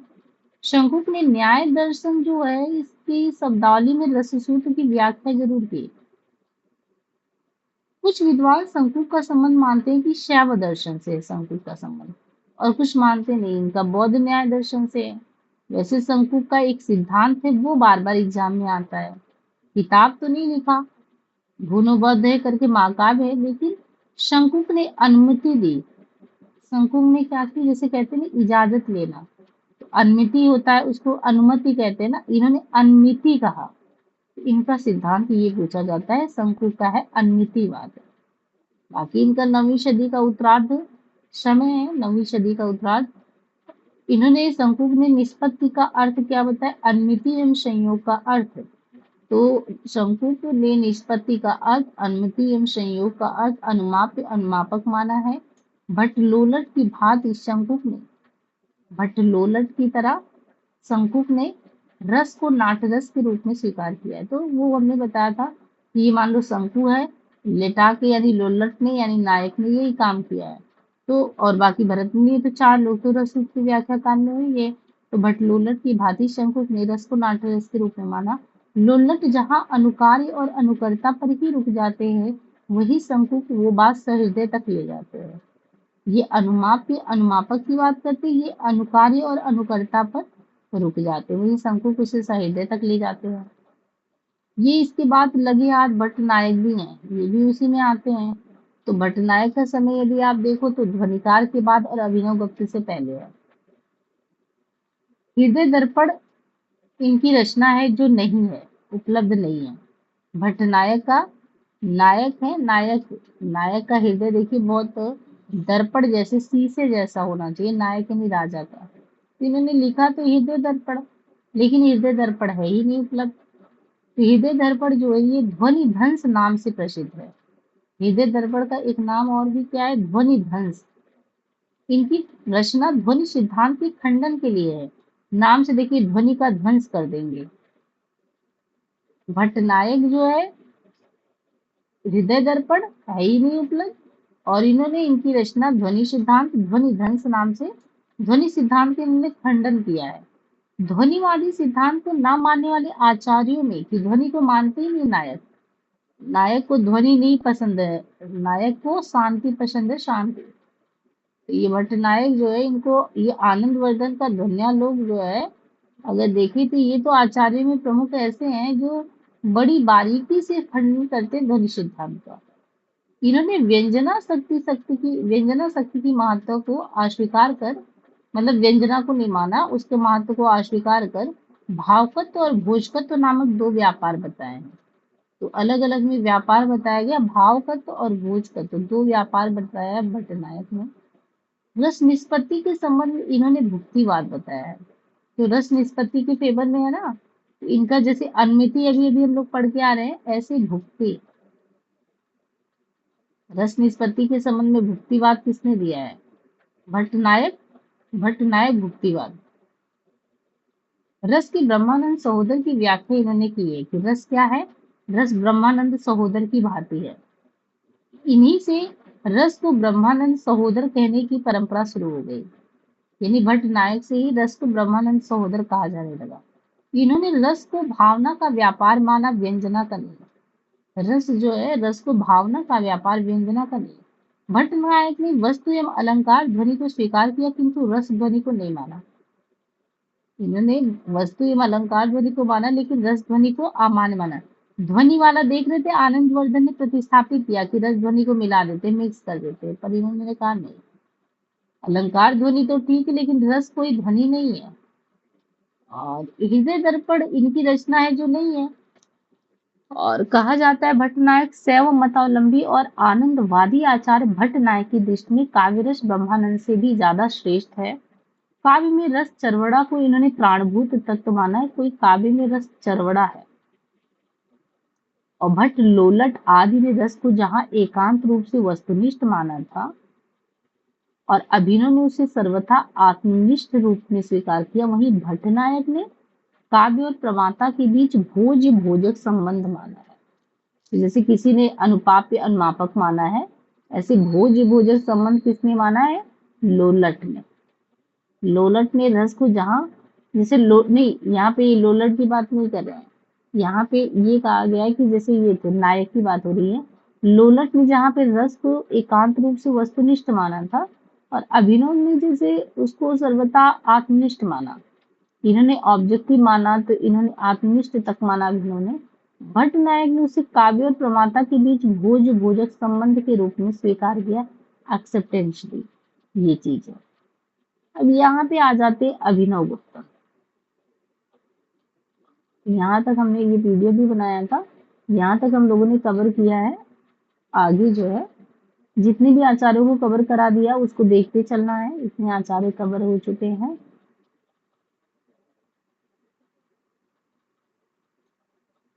एक बार देखिए ये लिस्ट आप लोगों को याद कर लेना है। किसको किसको देखा हम लोगों ने, दूसरी सदी भरत मुनि, नाट्य शास्त्र 36 अध्याय 6000 श्लोक, 7वीं सदी लगभग 6वीं 7वीं बोलते भामा, काव्यालंकार कितने काव्य अलंकार के? 6 परिच्छेद हैं। 8वीं सदी प्रथमार्ध में दंडी, वामन मध्य में आते हैं, अंत में उद्भट। तो 8वीं सदी में ही तीनों लोगों का प्रथमार्ध, मध्य, अनंत, अंत, दंडी, वामन। तो भरत, भामा, दंडी, वामन, उद्भट, ऐसे क्रम से याद करेंगे तो भी याद होगा। भरत, भामा, दंडी, वामन, उद्भट, क्योंकि ये क्रम से लगाने वाला आता है ना, तो ऐसे रट लीजिए, भरत, भामा, दंडी, वामन, उद्भट। कई बार बोलेंगे तो याद हो जाएगा, भरत, भामा, दंडी, वामन, उद्भट। अब ऐसे दूसरी छठी में तो इनका हो गया। शुरुआत में 8वीं के दंडी हो गए, वामन बीच में हो गए, 8वीं में उद्भट हो गए। और दंडी ने काव्यादर्श लिखा, दंडी से काव्य का आदर्श आता है। तो जैसे यहाँ पे देखिए काव्य अलंकार 6 परिच्छेद में है, दंडी का 3 परिच्छेद में 660 श्लोक है। सूत्र वृत्ति किसने लिखा? तो सूत्र वृत्ति वामन ने लिखा। काव्य अलंकार का सूत्र किसने लिखा है? और 5 अधिकरण में 319 सूत्र है, तो ये वामन ने लिखा। उद्भट इनका सार संग्रह करके काव्य अलंकार सार संग्रह, तो हम लोगों ने डिटेल में काव्य अलंकार सार संग्रह के पीछे की कहानी भी पढ़ी थी। तो अब भरत, भामा, दंडी, वामन, उद्भट। उद्भट के बाद लोलट, शंकुक, रुद्रट, लोलट, शंकु, रुद्रट, आनंदवर्धन, व्यास। तो यहाँ पे 9वीं सदी का जो शुरुआत होता है, प्रथम चरण में लोलट भी है, शंकुक भी है, रुद्रट भी है। तो ये सब 9वीं सदी वाले हैं, लोलट, शंकुक, यानी ये जो शंकु बना है इसको लौटाने का काम करना है, तो शंकुक, रुद्रट। तो ये 9वीं सदी के शुरुआत में लोलट है। इन्होंने कुछ नहीं, लोलट में लिखा नाट्यशास्त्र की टीका, जो कि नहीं पता। शंकुक ने, शंकु का आपने जो एक वाद है चित्तरंग न्याय वाला, ये चीज पढ़ेंगे। नाट्यशास्त्र की टीका जो भी अप्राप्य, कोई रचना नहीं लिखा इन लोगों ने। लोलट और शंकुक ने कोई रचना नहीं लिखा, अपना जो इनको सिद्धांत देना था बस वही दिया। फिर 9वीं सदी के पहले में रुद्रट, रुद्रट काव्य अलंकार लिखते हैं, जैसे भामा ने लिखा था। इनके में 16 अध्याय है, 748 पद है। फिर 9वीं सदी के मध्य में, ये तो शुरुआत में था। 9वीं सदी के जब बीच में आते आनंदवर्धन, ध्वन्यालोक, ध्वन्यालोक में 4 उद्योत था। फिर 9वीं सदी का तृतीय चरण व्यास का है, व्यास ने लिखा अग्नि पुराण। अग्नि पुराण के अलावा विष्णु धर्म उत्तर पुराण करके है। फिर 9वीं से 10वीं के बीच में 3 लोगों की बात है, राजशेखर भट्टनायक, मुकुल भट्ट। राजशेखर भट्टनायक, मुकुल भट्ट 9 से 10 के बीच में। और तीनों लोग की रचनाओं को कंठस्थ करना। राजशेखर ने क्या किया? अपनी पत्नी अवंती से मीमांसा किया था, काव्य मीमांसा। नायक का हृदय तो दर्पण जैसा होता है, लेकिन हृदय दर्पण जैसा, लेकिन मिला ही नहीं, रचना ही नहीं है। फिर 9वीं से 10वीं में मुकुल भट्ट ने अभिधावृत्त मातृका लिखा। तो अभिधावृत्त मातृका में हमने मुकुल भट्ट को पढ़ा, इन्होंने अभिधा को ही सर्वप्रमुख माना था, तो अभिधावृत्त मातृका इनका हो गया। बाकी 10वीं सदी में धनंजय, धनंजय का 10 रूपक, 4 प्रकार, 300 कारिकाएं थी। 10वीं सदी के शुरुआत में ही भोजराज थे, बीच में कुंतक है। फिर 10वीं से ग्राम्य अभिनव है। तो भोजराज का सरस्वती कंठाभरण, श्रृंगार प्रकाश 2 रचनाएं थी, सरस्वती कंठाभरण, श्रृंगार प्रकाश। 10वीं सदी के बीच में कुंतक है, कुंतक का वक्रोक्ति जीवितम, वक्रोक्ति जीवितम में 419 की बात की गई है। इसके बाद 10वीं से ग्रामी अभिनव गुप्त, ध्वन्यालोक लोचन और अभिनव भारती करके है। फिर इसके बाद छेमेन का क्या रचना का नाम है? औचित्य विचार चर्चा है। 11वीं सदी के में महिम भट्ट आते हैं, इनका व्यक्ति विवेक है, 3 अध्याय व्यक्ति विवेक में। 11वीं में ही मम्मट आते, देखिए महिम, मम्मट, ये सब 11वीं सदी के आसपास। काव्य प्रकाश। और तृतीय चरण में रुइयक है, रुइयक के सारे इंपॉर्टेंट है। जैसे काव्य मीमांसा हम लोगों ने किसका देखा था? राजशेखर का। साहित्य पर मीमांसा किसने किया था? रुइयक ने। अलंकार सर्वस्व पूछा गया है, साहित्य मीमांसा पूछा गया है, तो रुइयक तीसरे चरण में जो आते हैं उनका अलंकार सर्वस्व, साहित्य मीमांसा, सहृदय लीला, व्यक्ति विवेक व्याख्यान, काव्य प्रकाश संकेत। और फिर 12वीं सदी के प्रथम 3 चरण में कौन? जैसे हेमचंद, हेमचंद कहते हैं अनुशासन में रहो, तो काव्य को अनुशासन में रखते हैं 12वीं सदी में हेमचंद। बाकी रामचंद्र गुड़चंद का नाट्य दर्पण है। हृदय दर्पण किसका था? नायक का, लेकिन हृदय दर्पण तो है ही नहीं। नाट्य का दर्पण किसने लिखा है? 12वीं सदी के उत्तरार्ध में रामचंद्र गुड़चंद, नाट्य दर्पण। 13वीं सदी में कौन आते हैं? जयदेव आते हैं। इन लोगों का समय ज्यादा पूछ लिया जाता है जहां गड़बड़ हो जाता है। 13वीं सदी में जयदेव है, जयदेव ने लिखा रचना चंद्रालोक। चंद्रालोक में 10 मयूख है, 294 श्लोक है। फिर 13वीं सदी के बीच में शारदा तनय है, इन्होंने शारदा तनय ने लिखा भाव प्रकाश। विद्यानाथ ने लिखा प्रताप रुद्र यशोभूषण। विद्याधर ने एकावली लिखा। तो 13वीं 14वीं सदी में विद्यानाथ, विद्याधर, भानुदत्त, भानुदत्त ने रस तरंगड़ी रस मंजरी दोनों लिखा। 14वीं सदी में श्री वात्सला ने काव्य परीक्षा। 14वीं सदी में विश्वनाथ ने साहित्य दर्पण लिखा 10 परिच्छेद। 16वीं सदी में रूप गोस्वामी आते, उज्ज्वल नीलमणि, हरिभक्त समुद्र सिंधु, नाटक चंद्रिका। 16वीं सदी उत्तरार्ध। 16वीं सदी में कवि कर्पूर, अप्पय दीक्षित, कोयलानंद, चित्र मीमांसा। अलंकार कौस्तुभ किसकी रचना है? कवि कर्पूर का। फिर 17वीं में लास्ट में जगन्नाथ आते हैं, रस गंगाधर जगन्नाथ का, और विश्वेश्वर अलंकार कौस्तुभ। जितना अभी तक पढ़ा उसमें सबसे बड़ी बात है कि इनको, इस लिस्ट को चाहे जैसे करके आपको प्रैक्टिस कर करके याद कर डालना है। हाँ, तो वही हम बता रहे हैं ना कि अब यहाँ से लेके आपको ये 23 पेज तक लगभग करा दिया है। ये आपके जिम्मे। हाँ, क्या चीज? हाँ, तो ये वाला और दृष्टि वाले गाइड से यहाँ से हमने ये चीज करा दिया है, जिसको आपको बार बार इसको रिवीजन करना 23 पेज तक। मान लो जब भी हम क्लास नहीं ले रहे कुछ भी, ये वीडियो बार बार चला के सुनिए, बार बार की चीजों को करिए। इसको इतना एकदम एक कोई भी पॉइंट ऐसा नहीं है कि छोड़ने लायक नहीं है। ये ऐसे 35 पेज तक है सारे रचना कवियों के बारे में। तो कल आई थिंक।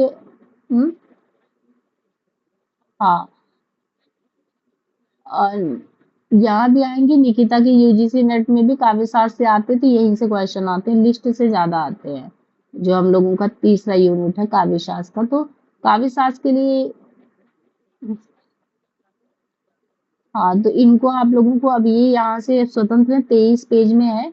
आगे इसमें हम पेज ऐड करके 35 पेज तक पूरे जितने भी हैं वो खत्म हो जाएंगे। तो हम लोगों का जो पहला चैप्टर है तब खत्म हो जाएगा, वो आपका काम रहेगा बार बार ये करना।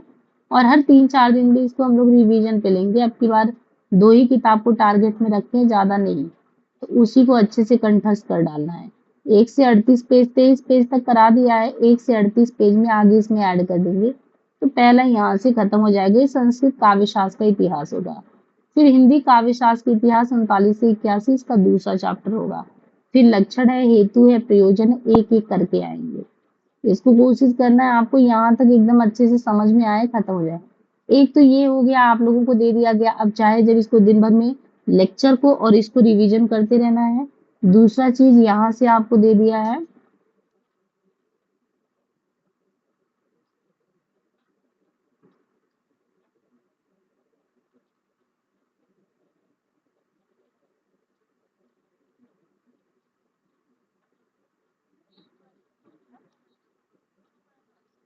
हाँ, तो तब तक हो जाएगा। तब तक तैयारी काफी हो जाएगी जिस तरीके से करा रहे हैं, लेकिन अभी जो है उसके अकॉर्डिंग देखते हैं जितना भी हो पाए।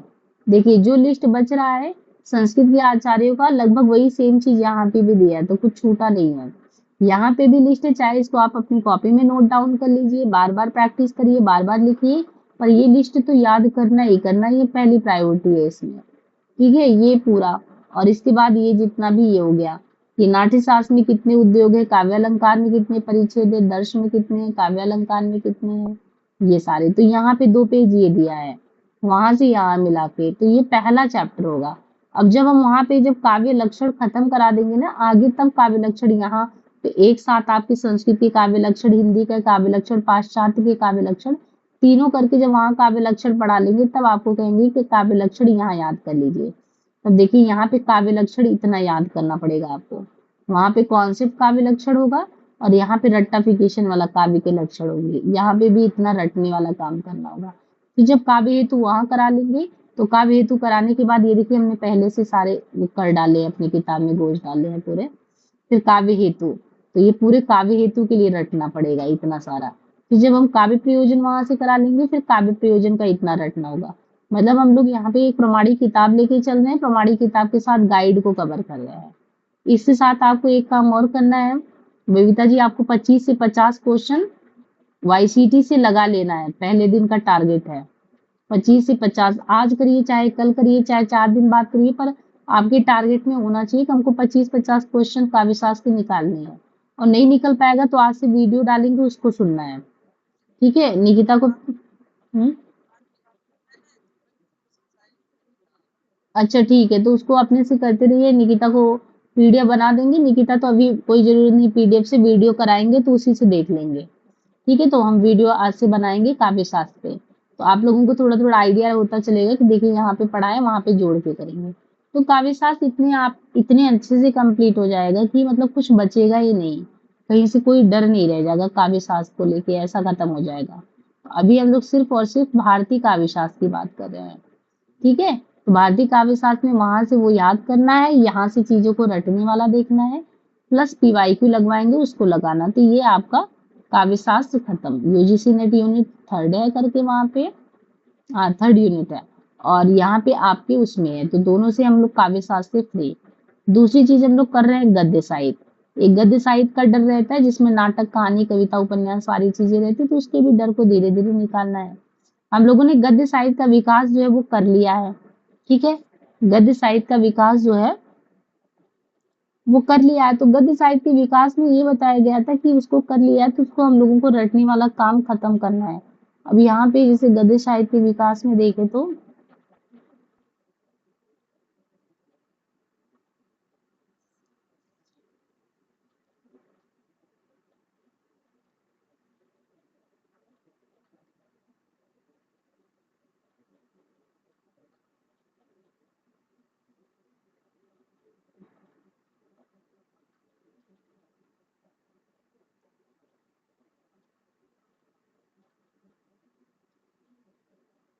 गद्य साहित्य वाला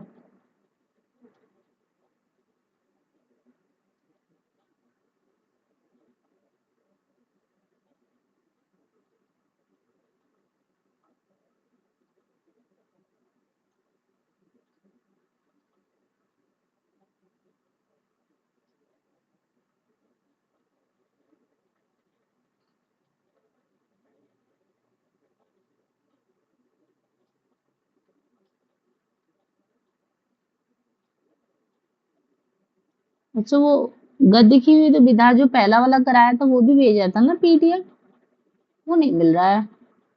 चलिए मान लीजिए वो 35 पेज लगभग कराया था शुरुआत में, तो वो कराने के बाद जो दूसरा हमारा चैप्टर शुरू होने वाला था यहाँ से, वो शुरू होने वाला था निबंध साहित्य, ठीक है, यहाँ से। अब उसको पहले वाले चैप्टर को उसको गद्य की विधा वाला बराबर रिवीजन पे रखना है। तो जो हम लोग गद्य साहित्य शुरू करने वाले हैं, तो गद्य साहित्य में दूसरा चैप्टर ही निबंध साहित्य से शुरू हो रहा है। समझ में आ रहा है क्या कह रहे हैं हम? पहला चैप्टर क्या है, गद्य की विविध विधा वाले में ना पूरा विकास, खड़ी बोली वगैरह का समझाए थे। वो अब आपकी जिम्मेदारी है कि उसको अपना करते रहना है, बीच में कभी रिवीजन के तौर पे ले लेंगे। अब हम लोग इसमें दूसरे चैप्टर पे आ गए हैं। जैसे हम लोग काव्य शास्त्र में अभी पहले चैप्टर पे चल रहे हैं, जब 38 पेज खत्म होगा तो दूसरे चैप्टर पे आ जाएंगे। तो करीबन हम लोगों ने 35-38 पेज था जो गद्य विधा का, वो तो खत्म कर चुके, जिसमें निबंध साहित्य वाला था, जिसमें खड़ी बोली का पहले किसने, चंद छंद वर्णन, महीनमा किसने कहा, वो सारी चीजें उसको रिवीजन पे लेते रहना। अभी तो पीडीएफ नहीं मिल रहा, कोशिश करेंगे कल से उसको रखेंगे, उसको एक बार पलट के देख लिया करेंगे, ठीक है। और यहाँ से कोशिश करेंगे, और वरना दृष्टि वाले गाइड से कि क्या क्या वन लाइनर है वहां से भी याद करते रहे। तो ये कोशिश करना है कि दोनों लेकिन लगभग वही बराबर चैप्टर चल रहे हैं। इसमें भी दूसरे चैप्टर पे आ गए, काव्य शास्त्र भी करके दूसरे पे आ जाए, और गद्य विधा में भी दूसरा चैप्टर चले।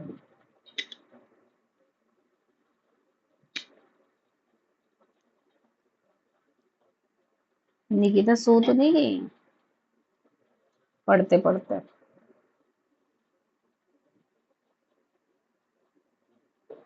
निकिता जग रही है, सो गई है? अच्छा, जग रही है। समझ में आ रहा है क्या कह रहे हैं? हाँ, इसको एकदम बिल्कुल जैसे जैसे करा रहे हैं वैसे करते चलना है। अब देखिए यहाँ पे आज निबंध चैप्टर शुरू हो रहा है। निबंध चैप्टर का मुझे लग रहा है आप लोगों को प्रश्नोत्तरी जो है वाईसीटे का भेज दिया आपके पास, तो मान लो बबीता जी किताब है, निकिता शायद आपको पीडीएफ भेजा है, नहीं भेजा हो तो याद दिला दीजिएगा निबंध साहित्य का। तो एक तो काव्य शास्त्र के क्वेश्चन आपको भी निकालने हैं, 20-25 क्वेश्चन, चाहे मेरे वीडियो सुन के खत्म करिएगा, और निबंध का भी शुरू करिएगा, दो चीजें। निबंध साहित्य में आज से जो हम लोग शुरू कर रहे हैं यहाँ पे, एक बार तो हम लोगों ने तिवारी वाली किताब से पढ़ा, लेकिन वो कुछ याद नहीं है, मतलब एक बार सतही तौर पे पढ़ लिया था। तो ऐसा नहीं कि एकदम दिमाग में चल रहा कि हाँ टू द पॉइंट यही यही हम लोग पढ़ रहे हैं, बार बार रिवीजन टाइप में तो कुछ किए नहीं थे। तो हिंदी के प्रमुख निबंधकार, ये हमारा दूसरा चैप्टर है गद्य विधा का। पहला चैप्टर क्या था? पहला चैप्टर क्या था, याद आ रहा है? गद्य की विधा वाला। अभी उसमें याद कराते हैं सामने थोड़ा सा बिठा के। हिंदी गद्य का उद्भव और विकास 1 से 35 पेज तक। अब हम लोग इसमें 35 से 108 पेज तक है निबंध विधा, उसको शुरू कर रहे हैं। ठीक है।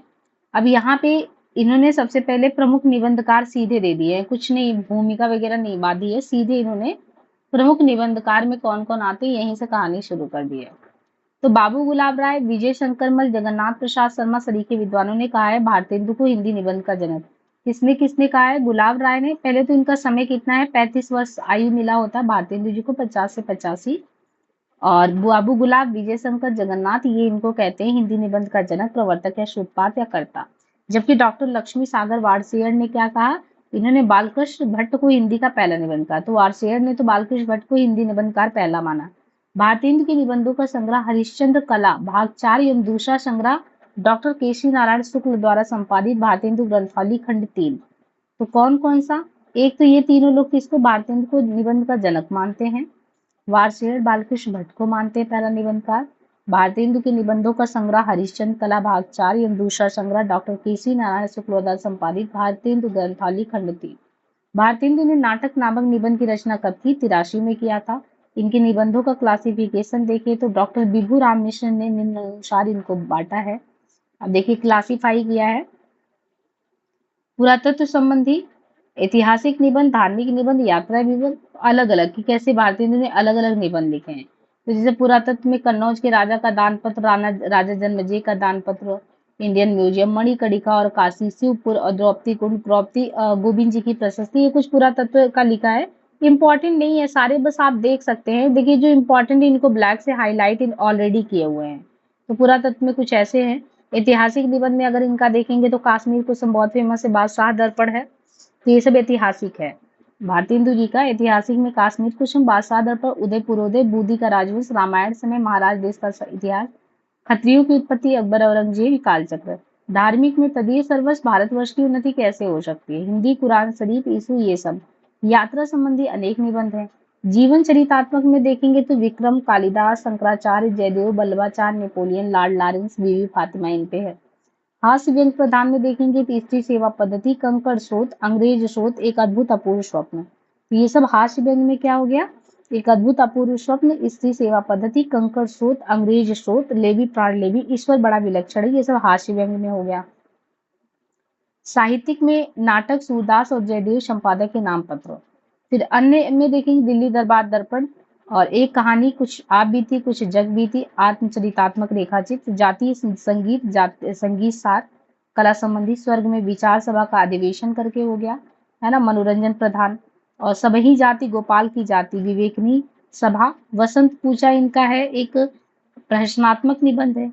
हिंदी भाषा करके कई बार पूछा गया हिंदी भाषा किसका है।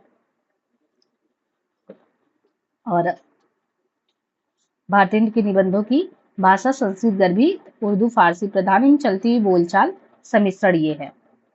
अब इसके बाद दूसरे नंबर पे आता है प्रेमघन का। 1850 में हम लोगों ने किसका समय देखा? 50 से 5 साल बाद आते हैं प्रेमघन।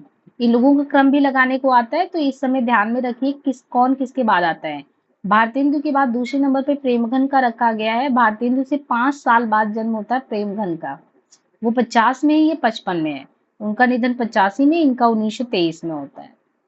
तो प्रेमघन 55 में आते 5 साल बाद। इनका जो है आनंद कादम्बरी की वजह से फेमस है। आनंद कादम्बरी कैसी पत्रिका महीने में निकलती है? मिर्जापुर से निकलता है आनंद कादम्बरी। और नागरी नीरज जो निकलता है वो साप्ताहिक पत्र निकलने वाला है। तो मिर्जापुर से आनंद कादम्बरी, महीने में नागरी नीरज साप्ताहिक पत्र निकलने वाला। बद्री नारायण चौधरी प्रेमघन 1855 से 23 भारतेंदु के महत्वपूर्ण निबंधकार हैं। भारतेंदु के सखा, ये जो है भारतेंदु के सखा, ये हिंदी उर्दू के प्रसिद्ध कवि थे। इन्हें विचारात्मक निबंधों का सूत्रपात कर्ता कहा जाता है। तो विचारात्मक निबंधों का सूत्रपात कर्ता किसे कहा जाता है? प्रेमघन को। डॉक्टर जगन्नाथ प्रसाद शर्मा के अनुसार प्रेमघन से हम समालोचनात्मक विवेचना का प्रारंभ मान सकते हैं। तो मिर्जापुर से आनंद कादम्बरी मासिक, नागरी नीरज साप्ताहिक, और भारतीय हिंदू के महत्वपूर्ण निबंधकार, भारतीय हिंदू की शाखा, ये हिंदी उर्दू के प्रसिद्ध कवि, विचारात्मक निबंधों का सूत्रपात करता इन्हें माना जाता है। और डॉक्टर जगन्नाथ प्रसाद शर्मा के अनुसार प्रेमगन से हम क्या पाते हैं, समालोचनात्मक विवेचना शुरू मानते हैं।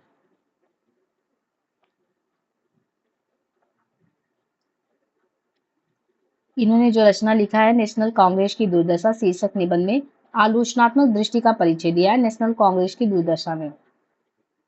प्रेमघन अपनी विलक्षण शैली के कारण हिंदी निबंध जगत में प्रसिद्ध है ना। हिंदी निबंध जगत में प्रसिद्ध है, क्यों? अपनी विलक्षण शैली के कारण। शुक्ल जी के शब्दों में ये गद्य रचना को एक कला के रूप में ग्रहण करने वाले, कलम की कारीगरी समझने वाले लेखक है। प्रेमघन के निबंधों को निम्नलिखित वर्गों में क्लासिफाई कर सकते हैं, जैसे व्यक्तिक, विचारात्मक निबंध, भावात्मक, वर्णनात्मक, आलोचनात्मक। तो व्यक्तिक में आता है इनका जो पूछा जाता है, बनारस का बुढ़वा मंगल किसका है? प्रेमघन का। दिल्ली दरबार में, मित्रमंडली के पार। तो बनारस के बुढ़वा मंगल समय और दिवाली दिल्ली दरबार में मित्रमंडली के पार, ये इनका व्यक्तिक निबंध है, प्रेमघन का व्यक्तिक। बनारस का बुढ़वा मंगल समय, दिल्ली दरबार में मित्रमंडली के पार। विचारात्मक में कौन सा है? विचार की नवीन वर्षारंभ, यानी नवीन वर्षारंभ, हिंदी भाषा का विकास, जन्मभूमि, ये विचारात्मक है। भावात्मक में क्या है? उत्साह, आलंबन, मनोभाव, आनंद। और परिपूर्ण पावश करके वर्णनात्मक है। और आलोचनात्मक तो बहुत ज्यादा फेमस जो है इनका, जो पूछा जाता है वो आलोचनात्मक नेशनल कांग्रेस की दुर्दशा से इसका ये।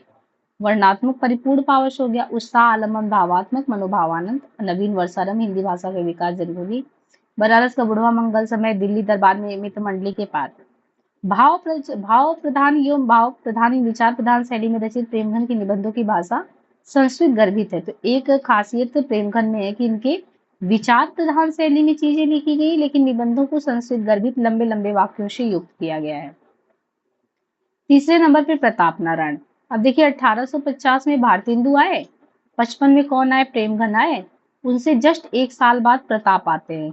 इनका समय आता है ना क्रम से लगाने के लिए, इसको आप तो लिखते चलिएगा, या तो समय की कौन किसके बाद आते हैं, ये क्वेश्चन गलत हो जाता है। और ये आता जरूर है, तो सबका डेट ऑफ बर्थ ध्यान रखना, भले ही निधन का समय मतलब नहीं है, डेट ऑफ बर्थ में जैसे कौन कब आया है, तो भारतीय हिंदू 50 में आए, भारतीय हिंदू के बाद क्रम से दिया गया है, प्रेमघन आए 55 में, उनके जस्ट एक साल बाद प्रताप नारायण आए 56 में।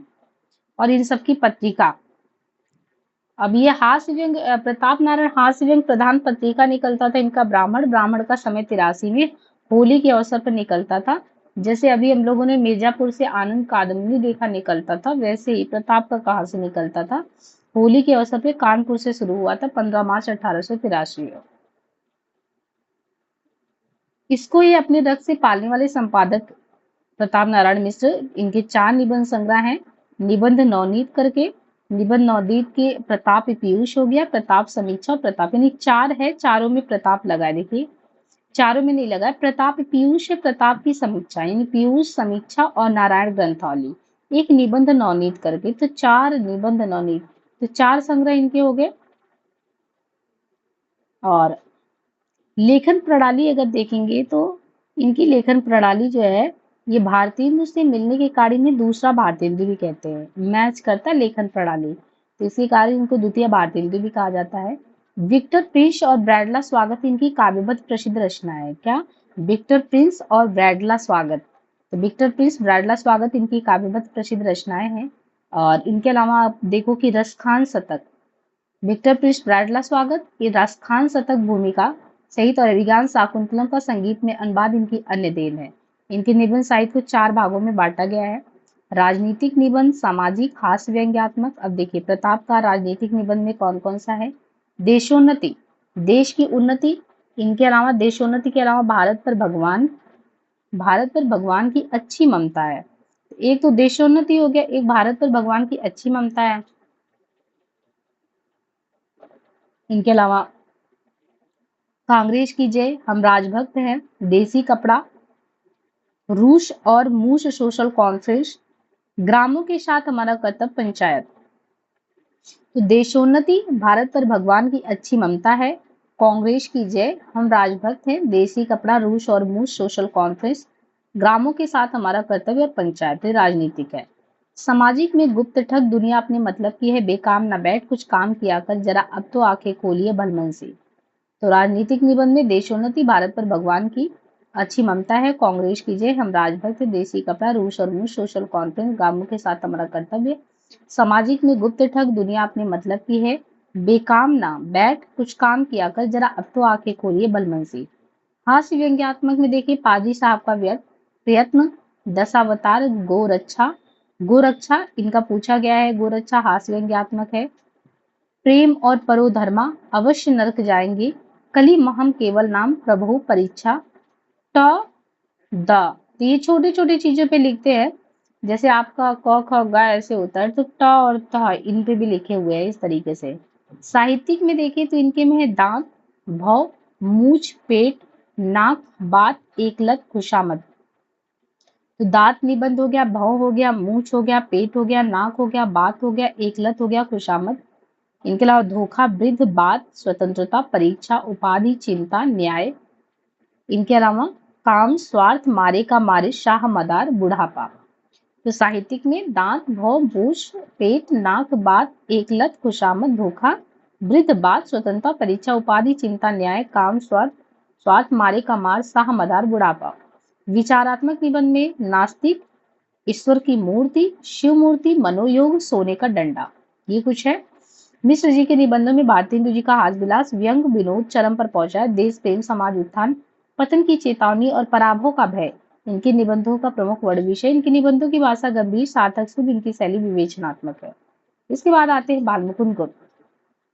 बाल मुकुंद गुप्त 1865। अब यहाँ पे देखिए हम लोगों ने क्या देखा, 1850 में भारतेंदु का, फिर 55 में किसको देखा, प्रेमगन का, 56 में देखा प्रताप नारायण को, और फिर सीधे 65 में आ गए बाल मुकुंद का। यानी चौथे नंबर पे बाल मुकुंद जो है उनका दिया वो 65 में है। हम्म बाल मुकुंद गुप्त जो है वो 1865 में है, 1865 से 1907। भारतीय एवं द्विवेदी युग के बीच की कड़ी बाल मुकुंद गुप्त के विषय में ये कहा जाता है कि इनके प्राण भारतीय युग के हैं और शरीर इनके द्विवेदी युग के हैं। तो भारतीय एवं द्विवेदी युग के बीच की कड़ी कौन है, बाल मुकुंद गुप्त है। और इनके विषय में क्या कहा जाता है कि इनके प्राण जो है भारतेंदु युग के हैं और शरीर द्विवेदी युग के हैं। इनका जुड़ाव उर्दू के पत्र, अखबार चुनार और कोहिनूर के साथ साथ हिंदुस्तान मालवीय जी की प्रेरणा से, हिंदी बंगवासी और भारत मित्र से बतौर संपादक था। तो एक तो इनका संयोजक, इनको कड़ी के रूप में देखा गया कि इनका प्राण भारतेंदु युग का, शरीर द्विवेदी युग का है। जुड़ाव उर्दू के पत्रों, अखबारी चुनाव और कोहिनूर के साथ साथ किस पत्र से है, हिंदुस्तान से है। हिंदी बंगवासी और भारत में से बतौर संपादक, श्री शंभू की चिट्ठी लॉर्ड कर्जन को संबोधित 1904-5 में भारत मित्र में इनके प्रकाशित चिट्ठी और खत इनके सामाजिक राजनीतिक निबंधों का प्रसिद्ध संग्रह है। इनके निबंधों का संग्रह बाल मुकुंद गुप्त निबंधावली शीर्षक से प्रकाशित है। हरिश्चंद्र और द्विवेदी जी के ये समसामयिक थे। किसके, इनके निबंधों का संग्रह बाल मुकुंद गुप्त निबंधावली शीर्षक से प्रकाशित है। हरिश्चंद्र और द्विवेदी जी के ये समसामयिक थे। आत्माराम के नाम से इन्होंने द्विवेदी जी के साथ खूब छेड़छाड़ की है। आत्माराम के नाम से, वो जो आत्माराम की टेटे करके आता है। और गुप्त जी ने द्विवेदी जी की निबंध भाषा और व्याकरण में अनिश्चितता शब्द को लेकर उनकी आलोचना आत्माराम से की थी, जिसके उत्तर में द्विवेदी जी ने सरगो नरक ठिकाना नहीं शीर्षक कविता से अल्लू अलहित नाम से लिखा था। यही कल क्वेश्चन करा रहे थे तब उसमें बताया था। जनवरी 1906 में सरस्वती पत्रिका में छपा है द्विवेदी जी की एकमात्र कविता जो बैसवाणी भाषा में रचित है। इस विवाद में गोविंद नारायण मिश्र ने द्विवेदी जी का पक्ष आत्माराम के टेटे से लिखा। विनोद प्रिय निबंधकार बाल मुकुंद गुप्त की इस विनोदी चुगलबाजी की उन दिनों खूब चर्चा रही। इनके निबंधों को निम्न श्रेणियों में बांटा जाता है। तो क्या क्या चीज खासियत हो गया बाल मुकुंद के बारे में, एक तो भारतेंदु और द्विवेदी को जोड़ने वाले हैं। भारतेंदु युग का इनका प्राण है तो शरीर द्विवेदी युग का है। उर्दू के पत्र में अखबारी चुनार, कोहिनूर से, इनके साथ साथ हिंदुस्तान, हिंदी बंगवासी, भारत मित्र से बतौर संपादक। शिव शंभू के चिट्ठे बाल मुकुंद गुप्त का आप देखो तो यूजीसी नेट में लगा है। ये चिट्ठे और खत इनके सामाजिक राजनीतिक जो है निबंधों का प्रसिद्ध संग्रह है। इनके निबंधों का संग्रह बाल मुकुंद गुप्त निबंधावली शीर्षक से है। और ये हरिश्चंद्र और द्विवेदी जी के समसामयिक रहे हैं बाल मुकुंद। आत्माराम के नाम से इन्होंने मतलब मजाक किया था, जैसे आत्माराम के नाम से द्विवेदी जी के साथ छेड़छाड़ किया, तो गुप्त जी ने जो है द्विवेदी जी के निबंध था एक भाषा और व्याकरण, तो भाषा और व्याकरण में इन्होंने अनिश्चितता शब्द को लेके व्यंग कस दिया। जब ऐसे कर दिया ना, तो द्विवेदी जी ने इनके मतलब कि इनको भी एक तरीके से उत्तर देने के लिए इन्होंने सर्वो नरक ठिकाना नहीं शीर्षक कविता से अल्लू अलहित नाम से लिखा था। फिर इनके समर्थन में ये जो छपा था जनवरी 1906 में सरस्वती में छपा था, एकमात्र कविता था ऐसे ही बैसवाड़ी में। फिर गोविंद नारायण मिश्र आते हैं, वो भी द्विवेदी का पक्ष लिखते हैं, उसी में आत्माराम की टेटे लिखते हैं। और बड़ा ही विनोदप्रिय निबंधकार बाल मुकुंद, तो इस चुगलबाजी चलता रहता, बहुत तेजी से इन लोगों की चर्चा भी थी। बाकी निबंध में अगर देखें बाल मुकुंद को, तो निबंध कौन कौन से भाषा संबंधी, देखिए इन्होंने बाल मुकुंद ने भाषा संबंधी कई निबंध लिखे। जैसे हम लोग कहते हैं, हिंदी में बिंदी, हिंदी की उन्नति, हिंदी में बिंदी कैसे है, तो हिंदी में बिंदी भी लगता है, हिंदी की उन्नति कैसे हो। फिर भारत की राष्ट्रभाषा एक लिपि की जरूरत है, तो जैसे देवनागरी अपने यहाँ एक लिपि है, तो बाल मुकुंद कहते हैं भारत की राष्ट्रभाषा एक लिपि की जरूरत, और फिर एक लिपि की जरूरत तो देवनागरी अक्षर भी लिखते हैं। हिंदुस्तान में कहते हैं एकर अस्मुखलत हिंदी भाषा, हिंदी भाषा नाम से तो और लोगों ने लिखा है, इसलिए कंफ्यूज नहीं होना है। इन्होंने हिंदी भाषा भी लिखा, हिंदी में बिंदी भी लिखा, हिंदी की उन्नति भी लिखी, भारत की राष्ट्रभाषा लिपि की जरूरत भी लिखा, और ब्रजभाषा भी उर्दू इन पे भी लिखा, देवनागरी अक्षर पे लिखा। तो बाल मुकुंद ने कुल मिला के देखिए, और लोगों में भाषा संबंधी कोई ऐसे कैटेगरी नहीं है, लेकिन बाल मुकुंद के लिए भाषा संबंधी निबंधों की एक कैटेगरी बना दी गई, ये दिमाग में रखना है। समीक्षात्मक में समीक्षा किसका किसका कैसे किया, इन्होंने समीक्षा किया हिंदी में आलोचना, हिंदी में निबंध विशेष, हिंदी में कविता पर, हिंदी में आलोचना।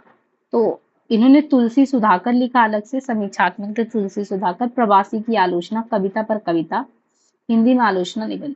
जीवन चरितात्मक में इन्होंने ऐतिहासिक पाठ में जैसे प्रताप नारायण मिश्र, मुंशी देवी प्रसाद, अंबिका दत्त व्यास, हर्वर्ड स्पेंसर, शेख सादी। अच्छा, हिंदियों में अपने हिंदी के जो निबंधकार है उन पे भी इन्होंने जीवन चरितात्मक निबंध लिखा।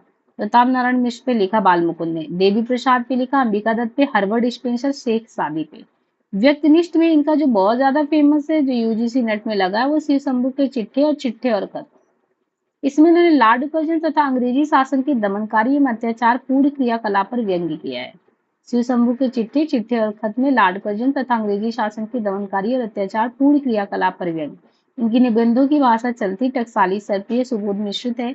इनकी शैली में विलक्षण गत्यात्मकता, चित्रमयता, संवेदन, संपृक्तता है। महावीर प्रसाद द्विवेदी जी ने लिखा है कि अच्छी हिंदी बस कौन बोल सकता है, ये क्वेश्चन कई बार आया है। द्विवेदी जी ने कहा है अच्छी हिंदी बस एक व्यक्ति बोल सकता, बाल मुकुंद। और वैसे भी देखिए ना, हिंदी पे इन्होंने हिंदी में बिंदी, देवनागरी, हिंदी भाषा, कितनी सारी चीजें लिख डाली है। और देखिए भले ही इन लोगों में आपस में चुगलबाजी चलती रही, लेकिन देखिए बड़ाई करने में पीछे नहीं रहे। तो ये सब चीजें उस समय ऐसा था कि ये नहीं कि दुश्मनी साध ले कि हमको कैसे लिख दिया, ऐसा कुछ भी नहीं है। तो हम लोगों ने चौथे नंबर पे किसको देखा, बाल मुकुंद का। बाल मुकुंद का बर्थडे 1865। और फिर 5वें नंबर पे राधा चरण गोस्वामी है, इनका 65, इनका जो है 1859। अच्छा, ये क्रम से नहीं दिया है, क्रम से अगर आप देखें तो 1859 राधा चरण का, 65 है उनका। तो ये अपने अकॉर्डिंग जैसे भी ये दिए हुए हैं, इनके सन के क्रम को निकाल के लिखना पड़ेगा। राधा चरण गोस्वामी 1859, 1925। वृंदावन से भारतेंदु नामक महीने में पत्रिका निकलने वाला राधा चरण गोस्वामी एक प्रगतिशील चिंतक व एक श्रेष्ठ निबंधकार थे। कहाँ से निकलता था राधा चरण गोस्वामी, बता रहे हैं ये इनका वृंदावन से भारतेंदु नामक एक महीने में पत्रिका निकलता था। राधा चरण गोस्वामी एक प्रगतिशील चिंतक व एक श्रेष्ठ निबंधकार है। इनका एक बहुचर्चित दीर्घ कथात्मक निबंध है यमपुर की यात्रा, राधा चरण का। सार सुधार नीति में संवत 1937 में प्रकाशित हुआ। इनके विषय में कहा जाता है कि इनके उल्लेख के बिना भारतीय का व्यंग विवेचन पूर्ण नहीं होता। जन सामान्य भाषा और व्यंग शैली में रचित इस रचना में राजनीतिक उत्पीड़न, सामाजिक बाखंड, धार्मिक अंधविश्वासों पर करारा प्रहार किया गया है।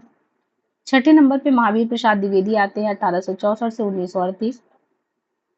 1864 इनका समय महावीर प्रसाद द्विवेदी का, सोचिए, और 1865 बाल मुकुंद का है। तो 64 में द्विवेदी जी आए, उनके एक साल बाद बाल मुकुंद आए थे। महावीर प्रसाद द्विवेदी 64 से 1938। सरस्वती के संपादक, 1903 से 20 तक संपादकीय काम किया। सरस्वती पात्रिका के माध्यम से भाषाई परिमार्जन का काम किया। नवीन कवियों लेखकों का पद प्रदर्शन कभी कर्तव्य शीर्षक निबंध में करते हुए कवि का कर्तव्य क्या होना चाहिए। शीर्षक आचार्य कर्म का सुंदर निर्वाह किया। लगभग 300 निबंधों की रचना की। जैसे 300 कहानी प्रेमचंद लिखते हैं, ऐसे 300 निबंध जो है द्विवेदी जी, उनके लगभग 300 निबंध की रचना की, जो उनके रसज्ञ रंजन साहित्यिक निबंधों का श्रेष्ठ संग्रह है। रसज्ञ रंजन उसमें है। और इनके अलावा साहित्य शिखर, साहित्य संदर्भ, अद्भुत आलाप, कवि और पंडित, आलोचनांजलि। देखिए 4-5 रचनाएं हैं, सभी इंपॉर्टेंट हैं। रसज्ञ रंजन, साहित्य शिखर, इनके अलावा साहित्य संदर्भ, अद्भुत आलाप, कवि और पंडित, आलोचनांजलि निबंध संग्रह में संग्रहित है। एक है बेकन विचार रत्नावली, लॉर्ड बेकन के निबंधों का अनुवाद किया। बेकन विचार रत्नावली द्विवेदी जी की एक अन्य उपलब्धि है। इन्होंने साहित्य की परिभाषा ज्ञान राशि का संचित कोष के रूप में दिया है। नंद दुलारे वाजपेयी ने महावीर प्रसाद द्विवेदी को कपास की खेती करने वाला निबंधकार कहा है। किसने कहा है? नंद दुलारे वाजपेयी ने क्या कहा है द्विवेदी जी को? नंद दुलारे वाजपेयी जी महावीर प्रसाद द्विवेदी को कपास की खेती करने वाला निबंधकार कहा है, कि ये निबंधकार जो है कपास की खेती करने वाले हैं। उनके निबंधों को डॉक्टर उदय भानु सिंह, महावीर प्रसाद द्विवेदी और उनका युग ने 8 वर्गों में बांटा है। अब यहाँ पे देखिए, जैसे साहित्यिक निबंध, साहित्यिक निबंध में कविवर लक्ष्मीराम, बलदेव प्रसाद मिश्र, सत्यनारायण मिश्र, अरविंद घोष, रविन्द्रनाथ ठाकुर परिचयात्मक निबंध, हिंदी नवरत्न। तो साहित्यिक निबंध में कौन कौन है? कविवर लक्ष्मीराम, बलदेव प्रसाद मिश्र, सत्यनारायण मिश्र, अरविंद घोष, रविन्द्रनाथ ठाकुर परिचयात्मक निबंध, हिंदी नवरत्न। हिंदी नवरत्न कई बार पूछा गया है।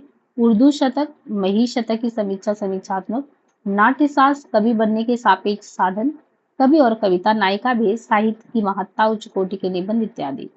चरित्र प्रधान में देखेंगे तो महात्मा बुद्ध, शंकराचार्य, भीष्म पितामह, महाकवि होमर, सवाई जयसिंह, विजय धर्मसूरी इत्यादि।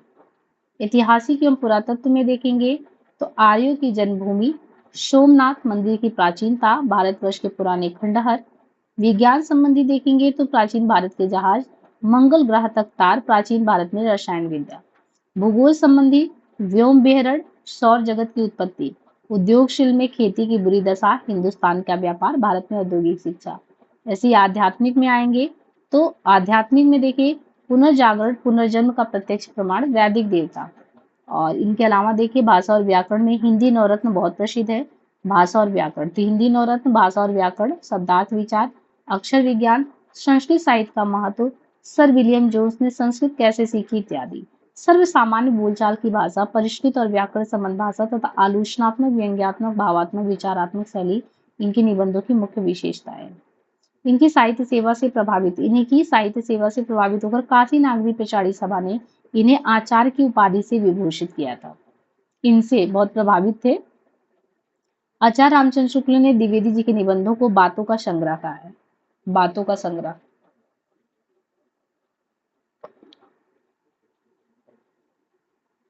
सातवें नंबर पे किसको दिया? डॉक्टर श्याम सुंदर दास को। क्या नाम आता है? श्याम सुंदर। इनका देखिए 1875 समय है। ठीक है, श्याम सुंदर दास का 1875। श्याम सुंदर दास कौन है? बहुमुखी प्रतिभा के धनी श्याम सुंदर दास अध्यापक थे, संपादक थे। मतलब सरस्वती पत्रिका जो ये महावीर प्रसाद द्विवेदी के हाथ में तो 1903 में आया। शुरुआत में कौन थे? श्याम सुंदर दास ही। तो सरस्वती पत्रिका को 1901 से 3 तक अगर देखें, बहुमुखी प्रतिभा के धनी श्याम सुंदर दास अध्यापक संपादक थे ही। सरस्वती पत्रिका का 1901 से 3 तक अगर देखें, भाषा विज्ञान वेत्ता और द्विवेदी युग के एक प्रतिनिधि निबंधकार थे ये। क्या? द्विवेदी युग के प्रतिनिधि निबंधकार थे। भाषा विज्ञान वेत्ता और द्विवेदी युग के एक प्रतिनिधि निबंधकार। साहित्यालोचन और रूपक रहस्य इनकी लब्ध प्रतिष्ठ रचनाएं हैं। साहित्य आलोचना और रूपक रहस्य, तो साहित्य लोचन और रूपक रहस्य इनकी लब्ध प्रतिष्ठ रचनाएं हैं। गद्य कुसमावली इनके निबंधों का एक संग्रह है, जिसमें कितने गद्य कुसमावली में कुल कितने हैं? 8 निबंध हैं। 8 निबंध हैं। ललित कलाएं और काव्य, कविता की कसौटी, शैली का महत्व, भाषा और भाषण, हिंदी का विकास, समाज और साहित्य, चंद बरदाई, गोस्वामी तुलसीदास। इनके अन्य ग्रंथ भी वस्तुतः निबंधों के संग्रह ही हैं। तो 8 निबंध में कौन हो गए? ललित कला और काव्य, कविता की कसौटी, शैली का महत्व, भाषा और भाषण, हिंदी का विकास, समाज और साहित्य, चंद बरदाई, गोस्वामी तुलसीदास। इनके अन्य ग्रंथ भी वस्तुतः निबंधों के संग्रह। इनके निबंधों की संख्या कुल 40 के आसपास है, जिनमें भारतीय साहित्य की विशेषताएं, हमारे साहित्योदय की प्राचीन कथा, कर्तव्य और सत्यता, तुलसीदास, सूरदास, हमारी भाषा, हिंदी गद्य के आदि, ये कुछ भी है। तो श्याम सुंदर के बारे में क्या क्या ध्यान रखना। 75 में इनका जन्म, सरस्वती पत्रिका 1901 से 3 तक इन्होंने संभाला था। एक प्रतिनिधि निबंधकार थे। खासियत इनकी थी ये भाषा विज्ञान वेत्ता थे।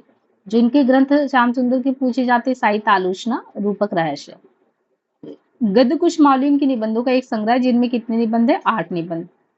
गद्य कुश मावली में जो निबंध संग्रहित है उनमें आप देखोगे तो ललित कला काव्य, कविता की कसौटी, शैली का मत, भाषा और भाषण, हिंदी का विकास, समाज और साहित्य पूछा गया है, समाज और साहित्य किसका है, बाकी चंद्रबरदाई पे, गोस्वामी तुलसीदास। फिर इनका अन्य ग्रंथ जो है उसमें भी निबंध है, उनमें 40 के आसपास है। भारतीय साहित्य की विशेषता करके किसने लिखा है, हमारे साहित्य की प्राचीन कथा। देखिए साहित्य की विशेषता भी बताते हैं, हमारे साहित्य के उदय के पीछे प्राचीन कथा क्या वो भी बताते हैं। और ये कहते हैं हमारी भाषा। फिर हिंदी गद्य, कर्तव्य और सत्यता क्या है, कर्तव्य और सत्यता क्या है, तुलसीदास, सूरदास, ये कुछ है। इनके निबंध कैसे होते थे श्याम सुंदर के, या तो वर्णन करते थे या विवरण देते थे। विवरण यानी जानकारी देना, या न वर्णन करना। इनके निबंधों की भाषा शुद्ध, परिमार्जित और तत्सम प्रधान होता था। शैली व्याख्या और विवेचना वाला होता था। और इनकी साहित्यिक सेवा के फलस्वरूप उस समय के सरकार द्वारा इनको राय बहादुर और काशी विश्वविद्यालय ने डीलिट की उपाधि दी थी। तो ये बहुत अच्छी बात है, डीलिट वगैरह मिल गया था बिना डीलिट किए।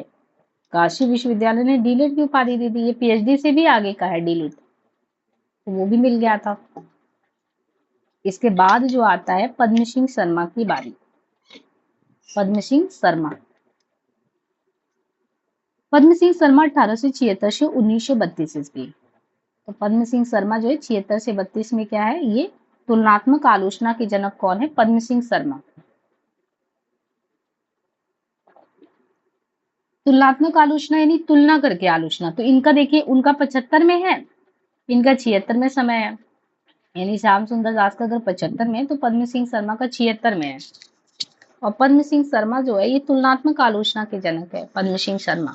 इनके द्वारा पद्म पुराण जो है, तो तुलनात्मक आलोचना के जनक पद्म सिंह शर्मा, इनके द्वारा पद्म पुराण और प्रबंध मंजरी, तो ये पद्म सिंह शर्मा विरचित पद्म पुराण, पद्म पराग और प्रबंध मंजरी, ये निबंध संग्रह है। हिंदी निबंध के क्षेत्र में महत्वपूर्ण स्थान ये रखते हैं। जयनाथ नलिन के अनुसार संक्षिप्त जीवन चित्र, साहित्य समीक्षा, सुझाव, निर्देश, संस्मरण, श्रद्धांजलि सभी इनके निबंधों के विषय हैं। भाषा की दृष्टि से इनकी शैली जो है कैसी है, शैली के दो रूप है, एक व्यवहारिक शैली उर्दू फारसी मिश्रित और एक संस्कृत प्रधान शैली, इसमें हास्य व्यंग भी आता है। इसके बाद है सरदार पूर्ण सिंह जो है ये 1891 से 39 में आते हैं। अब ये 1891 से 39 में जो आते हैं सरदार पूर्ण सिंह, तो इनके द्विवेदी युग के निबंध कार्यों में सरदार पूर्ण सिंह एक महत्वपूर्ण हस्ताक्षर है। पूर्ण सिंह 91 में आते हैं, ये द्विवेदी युग के हैं। अब द्विवेदी के श्याम सुंदर का नाम और द्विवेदी का आ गया, इनका आ गया, तो ये प्रमुख निबंध कार्यों के क्रम से दिए हैं। सबसे पहले ये नहीं किया कि भारतेंदु और द्विवेदी को बांट दे, इन्होंने तो क्रम से जो जरूरी जरूरी निबंध कार्य उनको क्रम से दे दिया। तो 9वें नंबर पे पूर्ण सिंह का दिया है। पूर्ण सिंह का समय 1891 और द्विवेदी के निबंध कार्यों में बहुत महत्वपूर्ण है। 6 निबंध को लिखे और प्रसिद्ध हो गए। सच्ची वीरता, आचरण की सभ्यता, मजदूरी प्रेम, ब्रह्म क्रांति, पवित्रता, कन्यादान। अब नैनो की गंगा वगैरह की बात छोड़ दीजिए, तो जो 6 है उसमें सच्ची वीरता, आचरण की सभ्यता, मजदूरी प्रेम, पवित्रता, कन्यादान और अमेरिका का मस्त योगी वाल्ट हिटमैन। बाकी ये ब्रह्म क्रांति, नैनो की गंगा दिया है लेकिन उसका नहीं, लेकिन 6 की वजह से बहुत फेमस हो गया। इन निबंधों में इनके भावात्मकता के साथ साथ विचारात्मकता की भी प्रधानता है। इनके निबंध स्केच की भांति है। इनके निबंधों की भाषा सशक्त, स्वाभाविक, उपयुक्त, परिमार्जित, खड़ी बोली हिंदी है, जिसमें व्यंग्यात्मकता, चुटेलेपन की मारक क्षमता देखते बनती है। फिर बात गुलेरी की आती है। गुलेरी 1883 से 1920। द्विवेदी के निबंधकारों में गुलेरी जी वैसे ही महत्वपूर्ण निबंधकार हैं जो सरदार पूर्ण सिंह के समान कम निबंध लिखकर, मतलब गुलेरी भी 1883 में आते हैं, गुलेरी जी का समय 1883 है और 1920 तक है। और इनके बारे में वैसे भी देखिए ना, 3 कहानियां ही जब हम लोग पढ़ते हैं, उसने कहा था या सुख में जीवन बुद्धू का काटा, तो कितना फेमस है। ऐसे इन्होंने कोई बहुत ज्यादा निबंध नहीं लिखे हैं, लेकिन जो लिखा है वो बहुत खास लिखा है। गुलेरी जी 1883 से 1920। द्विवेदी के निबंध कार्य में गुलेरी जी वैसे महत्वपूर्ण निबंधकार हैं जो सरदार पूर्ण सिंह के समान कम निबंध लेकर निबंध साहित्य में प्रतिष्ठित स्थान प्राप्त कर लेते हैं। द्विवेदी युग के प्रगतिशील विचारक गुलेरी जी के निबंधों में जो गंभीरता और पांडित्यपूर्ण विनोद मिलता वो कहीं नहीं देखने को मिलता। गुलेरी जी के संपूर्ण निबंधों को इस प्रकार हम देख सकते हैं। कछुआ धर्म, मौरिशी मोहिक उठाओ, तो क्या क्या है? कछुआ धर्म, कछुआ धर्म के अलावा मौरिशी मोहिक उठाओ, काशी, काशी की नींद और काशी के नूपुर, इनके अलावा जय जमुना मैया की, अमंगल के स्थान पर मंगल शब्द, देवकुल सो अहम, हिंदी के अनुवाद करता धर्म और समाज। तो कछुआ धर्म, मौरिशी मोहिक उठाओ, अमंगल के स्थान पर मंगल शब्द, धर्म और समाज, वर्ण विषय कतिपय विचार, वंश छेद, खेल भी शिक्षा है, शिक्षा के आदर्शों में परिवर्तन, अवंती सुंदरी, पुरानी पगड़ी, पंच महासब, महर्षि च्यवन का रामायण, आत्मघात, होली की टिटोली व अप्रैल फूल। इसके बाद 11वें नंबर पे दिया गुलाब राय का 1888 से 1963। गुलाब राय, गुलाब राय आगरा से प्रकाशित साहित्य संदेश के संपादक होने के साथ साथ द्विविधीय युगीन निबंध कार्यों में विशिष्ट स्थान रखते हैं। तो गुलाब राय कहाँ से? आगरा से। आगरा से क्या निकलता? साहित्य संदेश। तो गुलाब राय आगरा से प्रकाशित जो साहित्य संदेश निकलता था उसके संपादक होने के साथ साथ द्विवेदी युगीन निबंधकारों में विशिष्ट स्थान रखते थे गुलाब राय। तो आगरा से इनका साहित्य संदेश निकलता था। ये शुक्ल युगीन निबंधकारों में सबसे आगे अग्रगण्य में आते हैं, प्रेरणा स्रोत भी हैं। कुल 17 निबंध संग्रह आता है गुलाब राय का। फिर निराश क्यों, मैत्री धर्म, ठलुआ कलम। तो 17 निबंध संग्रह में फिर निराश क्यों, मैत्री धर्म, ठलुआ क्लब, प्रबंध प्रभाकर। इनके अलावा विज्ञान विनोद, जीवन पथ, आत्मनिर्णय, मन की बातें, मेरे निबंध, कुछ उथले कुछ गहरे, विद्यार्थी जीवन, मेरी असफलताएं, अध्ययन और आस्वाद, राष्ट्रीयता, जीवन रश्मियां, भारतीय संस्कृति की रूपरेखा और सांस्कृतिक जीवन। विद्वानों ने गुलाब राय के निबंधों के 5 भागों में निबंधों को बांटा है। तो गुलाब राय आगरा से प्रकाशित साहित्य संदेश और शुक्ल युगीन निबंधकारों में अग्रगण्य एवं बाद के निबंधकारों के लिए प्रेरणा स्रोत। 17 निबंध संग्रह में फिर निराशा क्यों, मैत्री धर्म, ठलुआ क्लब, प्रबंध प्रभाकर, विज्ञान विनोद, जीवन पथ, आत्मनिर्णय, मन की बातें, मेरे निबंध, कुछ उतले कुछ गहरे, विद्यार्थी जीवन, मेरी असफलताएं। तो ठलुआ क्लब, मेरी असफलताएं, ये तो फेमस ही है। अध्ययन और आस्वाद, जीवन रश्मियां, भारतीय संस्कृति की रूपरेखा, सांस्कृतिक जीवन। विद्वानों ने गुलाब राय के निबंध को 5 भागों में बांटा है। इनके निबंधों को बांटा गया है समीक्षात्मक निबंध की श्रेणी में, विचारात्मक में, मनोवैज्ञानिक में, भावात्मक में, व्यक्तिक में। समीक्षात्मक निबंध में आता है जैसे रस और मनोविज्ञान, लिखा इन्होंने गुलाब राय ने रस और मनोविज्ञान।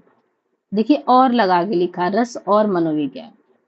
अभिव्यंजनावाद और कलावाद, अभिव्यंजना और कला पे। सत्यम शिवम सुंदरम किसका निबंध है? सत्यम शिवम बाबू गुलाब राय का। साहित्य के मूल्य क्या है? कवि शम्य, काव्येषु नाटक रम्य, काव्य कला और चित्रकला।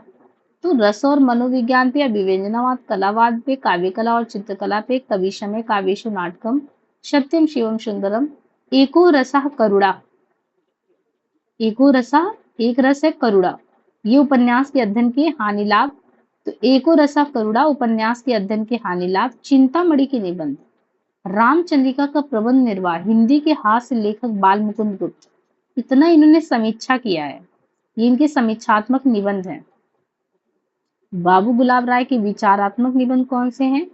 मनुष्य की मुख्यता, सत्ता सागर, समष्टि व्यष्टि, हमारा कर्तव्य हमारी कठिनाइयां, पुनीत पापी, फिर निराशा क्यों, अपूर्णता की पूर्णता, हमारा नेता कौन, कर्तव्य संबंधी रोग, निदान और चिकित्सा, समाज और कर्तव्य पालन।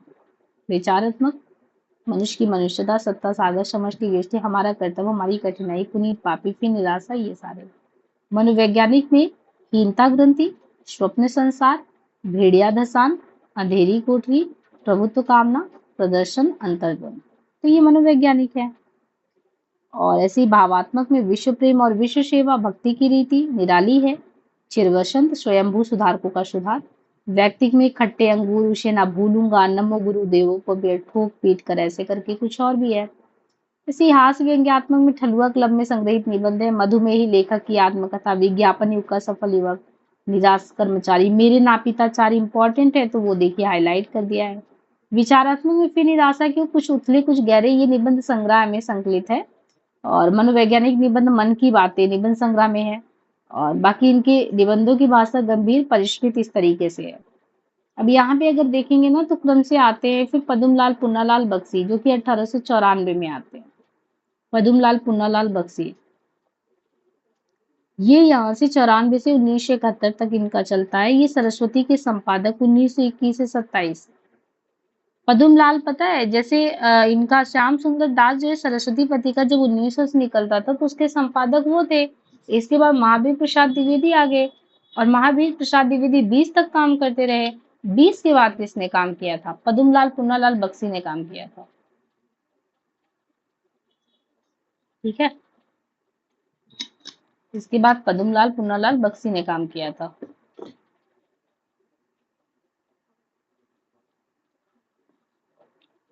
सरस्वती के संपादक 21 से 27। बख्शी जी शुक्लयुगी निबंधकारों में महत्वपूर्ण। इनके निबंध संग्रह में पंचपात, प्रबंध, पारिजात, कुछ और कुछ, बिखरे पन्ने, तुम्हारे लिए, प्रायश्चित, उन्मुक्ति का बंधन, तीर्थ सलील, यात्री, त्रिवेणी, मकरंद बिंदु, विश्व साहित्य, हिंदी साहित्य विमर्श, विज्ञान, अतीत स्मृति, रामलाल पंडित, समाज सेवा नाम, नवयुग और नवादर्श, मोटर स्टैंड, ये कुछ इनके प्रसिद्ध निबंध हैं।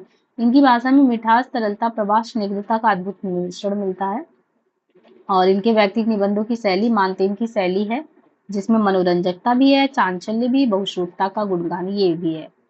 अच्छा, यहाँ से हम लोग निबंध करने के अलावा ये जो लिस्ट बनाएंगे अपना, और ये चीज थोड़ा सा यहाँ से याद करने वाला गाइड से काम करेंगे तो इनकी लिस्टिंग निबंधों का क्रम जो है लिस्ट निकालना पड़ेगा याद करने के लिए रजिस्टर में।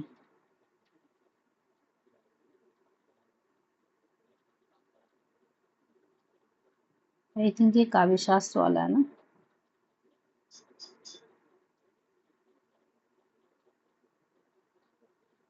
डॉग स्कैनर यहाँ पे अगर देखे तो ये काव्य शास्त्र, यहाँ पे ये याद करने के लिए थोड़ा सा यहाँ से ये लिस्ट वो करना पड़ेगा। देखिए जैसे यहाँ पे बड़ा तो होगा नहीं, इसको सेव करना पड़ेगा। एक मिनट।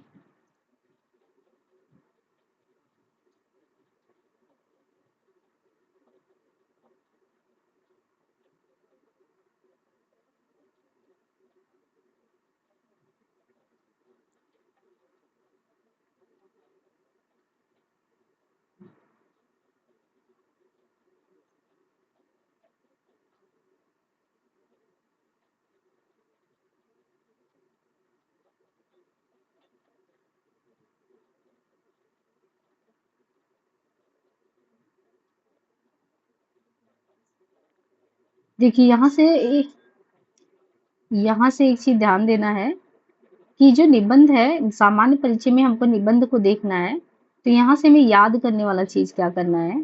जैसे फ्रेंच विद्वान मानतेन है, इनको यूरोपीय निबंध का जनक कहा जाता है। तो फ्रेंच विद्वान मानतेन को यूरोपीय निबंध का जनक माना जाता है।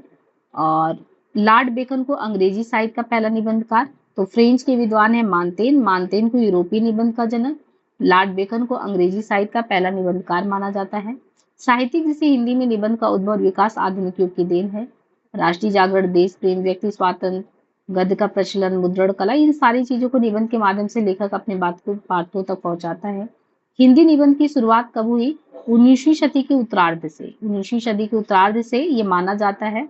हिंदी के प्रारंभिक निबंधों को शुक्ल ने गद्य प्रबंध कहा है।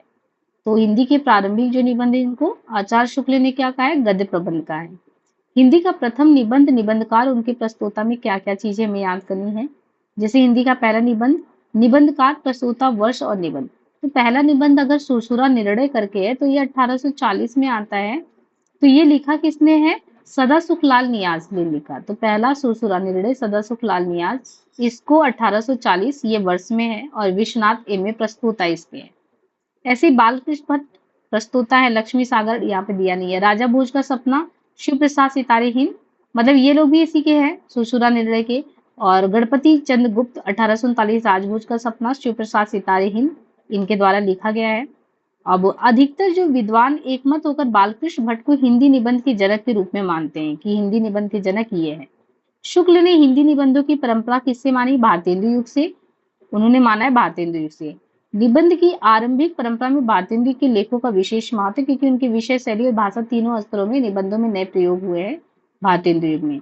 लेकिन प्रौढ़ता तो द्विवेदी युग में जाके मिला है। हिंदी निबंध के विकास में आचार्य शुक्ल का केंद्रीय महत्व रहा है। विचार, शैली, भाषा तीनों स्तर पे। फिर हम तीन भागों में बांट के देखते हैं। एक शुक्ल से पूर्व निबंध है, जो कि आचार्य शुक्ल पूर्व, शुक्ल युग, शुक्लोत्तर। तो शुक्ल पूर्व में देखें 1850 से 1920, ये शुक्ल पूर्व की बात है। 1920 से 40 ये शुक्ल युग की बात है।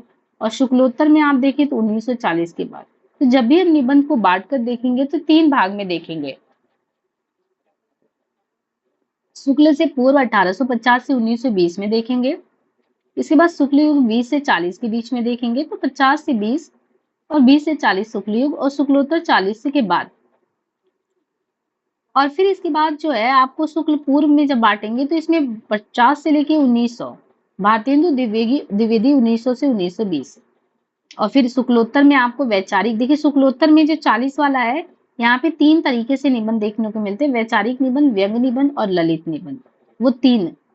अब शुक्ल पूर्व निबंध में आप देखेंगे तो भारतेंदु युग से नाटक जो है शुरू हो जाता है निबंध। जैसे नाटक यहाँ से शुरू हुआ था, निबंध भी भारतेंदु युग से शुरू हो जाता है। शुक्ल जी कहते हैं कि भारतेंदु के समय से ही निबंधों की परंपरा हमारी भाषा में चल पड़ी थी, शुक्ल जी का कहना है। और शिवदान सिंह चौहान ने भारतेंदु को और श्री कृष्ण लाल ने बालकृष्ण भट्ट को हिंदी का पहला, वो हम लोगों ने पढ़ा था। शिवदान सिंह ने भारतेंदु को और किसने किसको माना? हालांकि शुक्ल ने तो भारतेंदु से माना है। भारतेंदु हरिचंद ने 1868 में लिखा कवि वचन सुधा, तो ये पत्रिका आता है, प्रकाशन में शुरू किया। और भारतेंदु युग के अन्य लेखकों ने भी कई पत्रिकाएं शुरू की। प्रताप नारायण द्वारा ब्राह्मण शुरू किया गया, बालकृष्ण भट्ट ने हिंदी प्रदीप, इन्होंने प्रेमघन, आनंद कादम्बनी। भारतेंदु युग के निबंधकारों में प्रताप है, बालकृष्ण भट्ट है, बद्रीनारायण है, प्रेमघन, श्रीनिवास दास, अंबिका दास व्यास, राधाचरण गोस्वामी, ये सब है। अब यहाँ से आपको लिस्ट दिया है कि किसने कौन सा लिखा। जैसे अभी हम लोग पढ़ के आ रहे हैं, उसमें कैटेगरी में बांटा गया है। देखिए भारतेंदु से भी पहले समय में अगर देखेंगे ना तो बालकृष्ण भट्ट आ जाते हैं। बालकृष्ण भट्ट का समय तो 1844 है, जबकि 1850 में आपके भारतेंदु आते हैं।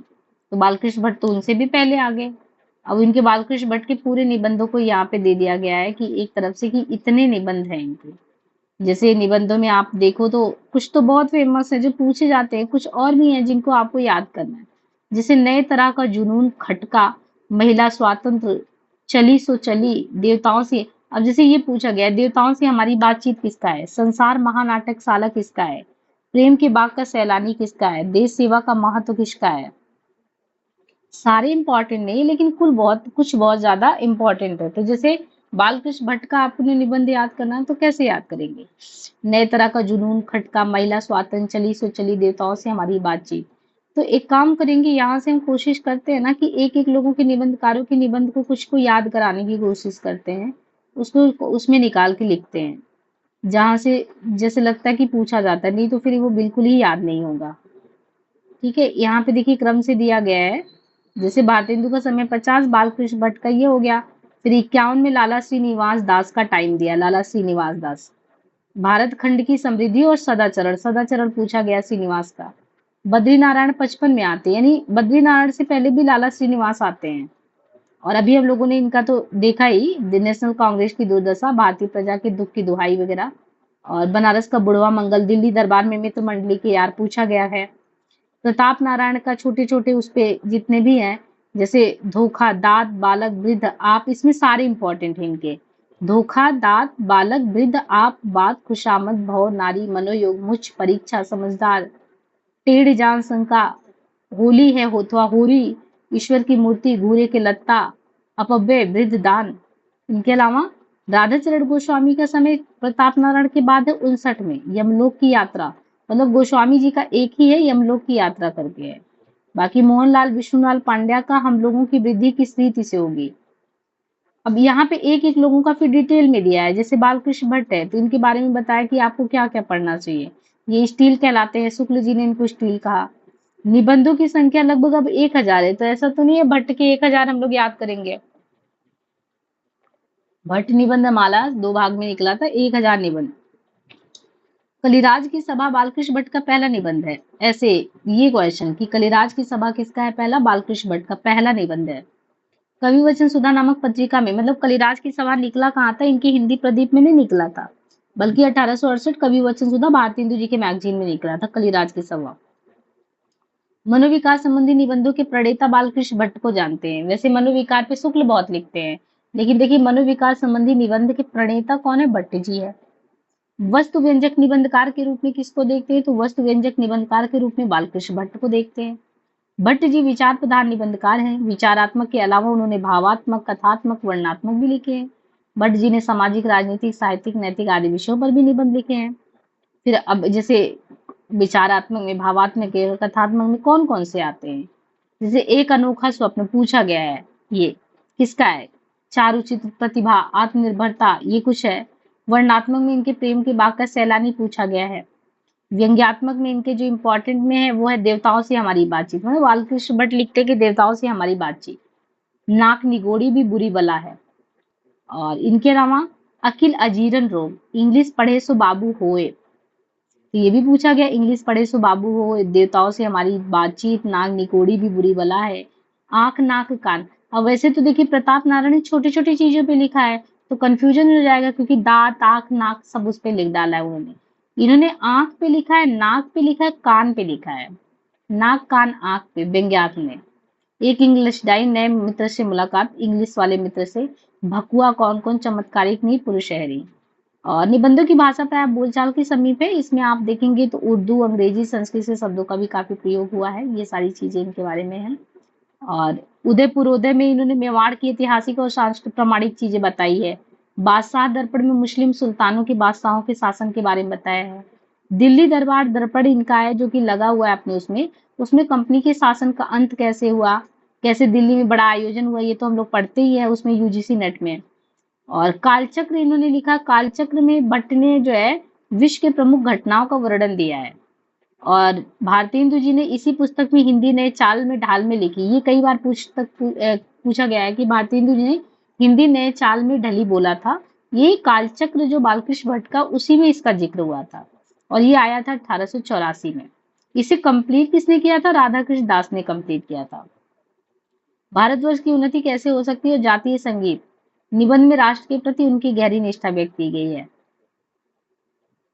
फिर इसके बाद पांचवें पैगंबर अंग्रेज शोध के बारे में। 84 में बलिया के ददरी मेले में आयोजित आर्य देश उपकारणी बातें करते हैं। अच्छा यहाँ पे सॉरी, ये थोड़ा सा गलती हो गया, यहाँ पे ये ध्यान रखना ये भारतेंदु के बारे में था। अभी मुझे लगा कि उसमें कैसे आ जाएगा। देखिए ये भारतेंदु के बारे में था कि जैसे राजा शिव प्रसाद सितारे हिंद भारतेंदु के विद्या गुरु कौन थे, मतलब भारतेंदु को विद्या देने वाले गुरु कौन है? सितारे हिंद थे। और हरिश्चंद्र मैगजीन जो था वो भारतेंदु के प्रमुख निबंध प्रकाशित होते थे मैगजीन में, हरिश्चंद्र मैगजीन में। केसरी नारायण शुक्ल ने उनके निबंधों को संग्रहित करके भारतेंदु के निबंध शीर्षक से प्रकाशित कराया था हरिश्चंद्र के। भारतेंदु ने इतिहास, पुराण, धर्म, समाज सुधार, जीवनी यात्रा, वर्णन, इन विषयों पर निबंध भी लिखे। इनके निबंधों की शैली में व्यंग्यात्मक, विचारात्मक, भावात्मक, आत्मव्यंजक, ये सारी चीजें थी। सुधाकर पांडे के अनुसार भारतेंदु का विषय चयन उनके जीवन की व्यापकता, अध्ययन की विविधता, व्यक्तित्व की मौलिकता और लोक मंगल की आस्तिकता से ओतप्रोत है। भारतेंदु कृत स्वर्ग में विचार सभा का अधिवेशन भारतेंदु युग का प्रमुख निबंध है। स्वर्ग में विचार सभा का अधिवेशन। कश्मीर कुसुम में, कश्मीर जो कुसुम है इसमें कमल के रूप में इन्होंने कल्हड़ की राजतरंगड़ी तथा स्वर्ग के रूप में पृथ्वी को प्रस्तुत किया है। साथ ही कश्मीर के हिंदू राजाओं की ओर ध्यान दिया है। इसके अलावा उदयपुर, हाँ तो ये अभी वही हम बता रहे थे, ये बालकृष्ण भट्ट का नहीं। उदयपुरोदय में मेवाड़ की ऐतिहासिक संस्कृति, दिल्ली दरबार अपने सिलेबस में है। कालचक्र में हिंदी नए चाल में ढाल में लिखी थी इन्होंने, 84 में शुरू किया, प्रकाशन में आया, राधा कृष्ण ने कंप्लीट किया। भारतवर्ष की उन्नति कैसे हो सकती है और जातीय संगीत, ये इनके है। और इनके अलावा स्वर्ग में विचार सभा, पांचवें पैगंबर, अंग्रेज स्रोत, व्यंग विनोद की क्षमता का पता चलता है इनके अंदर इन सारी चीजों में। बाकी 84 में वो बलिया के ददरी मेले में आयोजित जो है आर्य देश उपकारणी की भारतवर्ष की उन्नति कैसे हो सकती है उसमें बताया है। और डॉक्टर रामस्वरूप चतुर्वेदी भारतेंदु के बारे में लिखते हैं, कविता में उनका संस्कार है तो गद्य में विचार, ये किसके बारे में किसने लिखा है, इस तरीके से पूछा जाता है। इसके बाद ऐसे ही प्रताप नारायण मिश्र का है। तो अब हम लोगों को एक काम ये करना है कि ये दोनों जगह पे हम लोग जो भी चीजें याद कर रहे हैं, जैसे भी कर रहे हैं, वहां पे काव्य शास्त्र वाला जैसे कराया जा रहा है वो, और काव्य शास्त्र का जहाँ गाइड से हम लोग याद करने वाला काम करें साथ में, वो दोनों काम, और इसके क्वेश्चन लगाने। और ये निबंध विधा चल रहा है, निबंध के 50-25 क्वेश्चन निकालना अपने वहां से शुरू कर दीजिए। और निकिता चाहे आपको प्लेलिस्ट दिया गया है उसमें से जाके निबंध का पहला वीडियो देख के, पहला दूसरा ऐसे क्रम से देखिए। क्योंकि अभी यहाँ सुन रहे हो और क्वेश्चन लगाओगे तो आपको आइडिया होता रहेगा, यही हमने सुना था, यही किताब में पढ़ा, यही क्वेश्चन लगा रहे हैं। दो विधाएं, दो चीजें एक साथ चल रहा है, निबंध विधा और ये। ठीक है, बाकी जो आपका यूजीसी नेट वाला है वहां पे हम नाटक खत्म करा देंगे यूट्यूब पे। तब फिर हम, जब हमको आपको कराना होगा यूजीसी नेट, तो किसी दिन भी बैठेंगे हम लोग, एक आध घंटे आधे घंटे कर करके एक बार निबंध वाला पूरा जो नोट्स दिया है आपको साथ में बैठ कर रिवीजन कर डालेंगे, और नाटक भी ऐसे कर लेंगे, तो उधर अपना विधा वाला काम होता रहेगा। इधर दो चीजें बड़ी चल रहे हैं, अभी 2 महीने हैं, आराम से हो जाएंगे, कोई दिक्कत नहीं, अगर ऐसे कंटिन्यू चलता रहा तो 2 महीने में आराम से हो जाएगा। और हम लोगों ने कहानी इसमें जो है, इस वाली किताब से कहानी कंप्लीट किया था, तो बहुत अच्छे से कर नहीं पाए थे। इवनिंग टाइम में अगर टाइम रहता तो हम थोड़ा सा कहानी वाला पोर्शन देखते कि कैसे सिस्टमेटिक उसको, कुछ तो याद किया था, कुछ छूटा है। तो अगर टाइम रहा तो हम देखते हैं कि कहानी वाला कैसे करते हैं, क्योंकि हम लोग कहानी तो याद ही कर रहे थे, कहानी संग्रह वगैरह, थोड़ा सा उसको देखते हैं।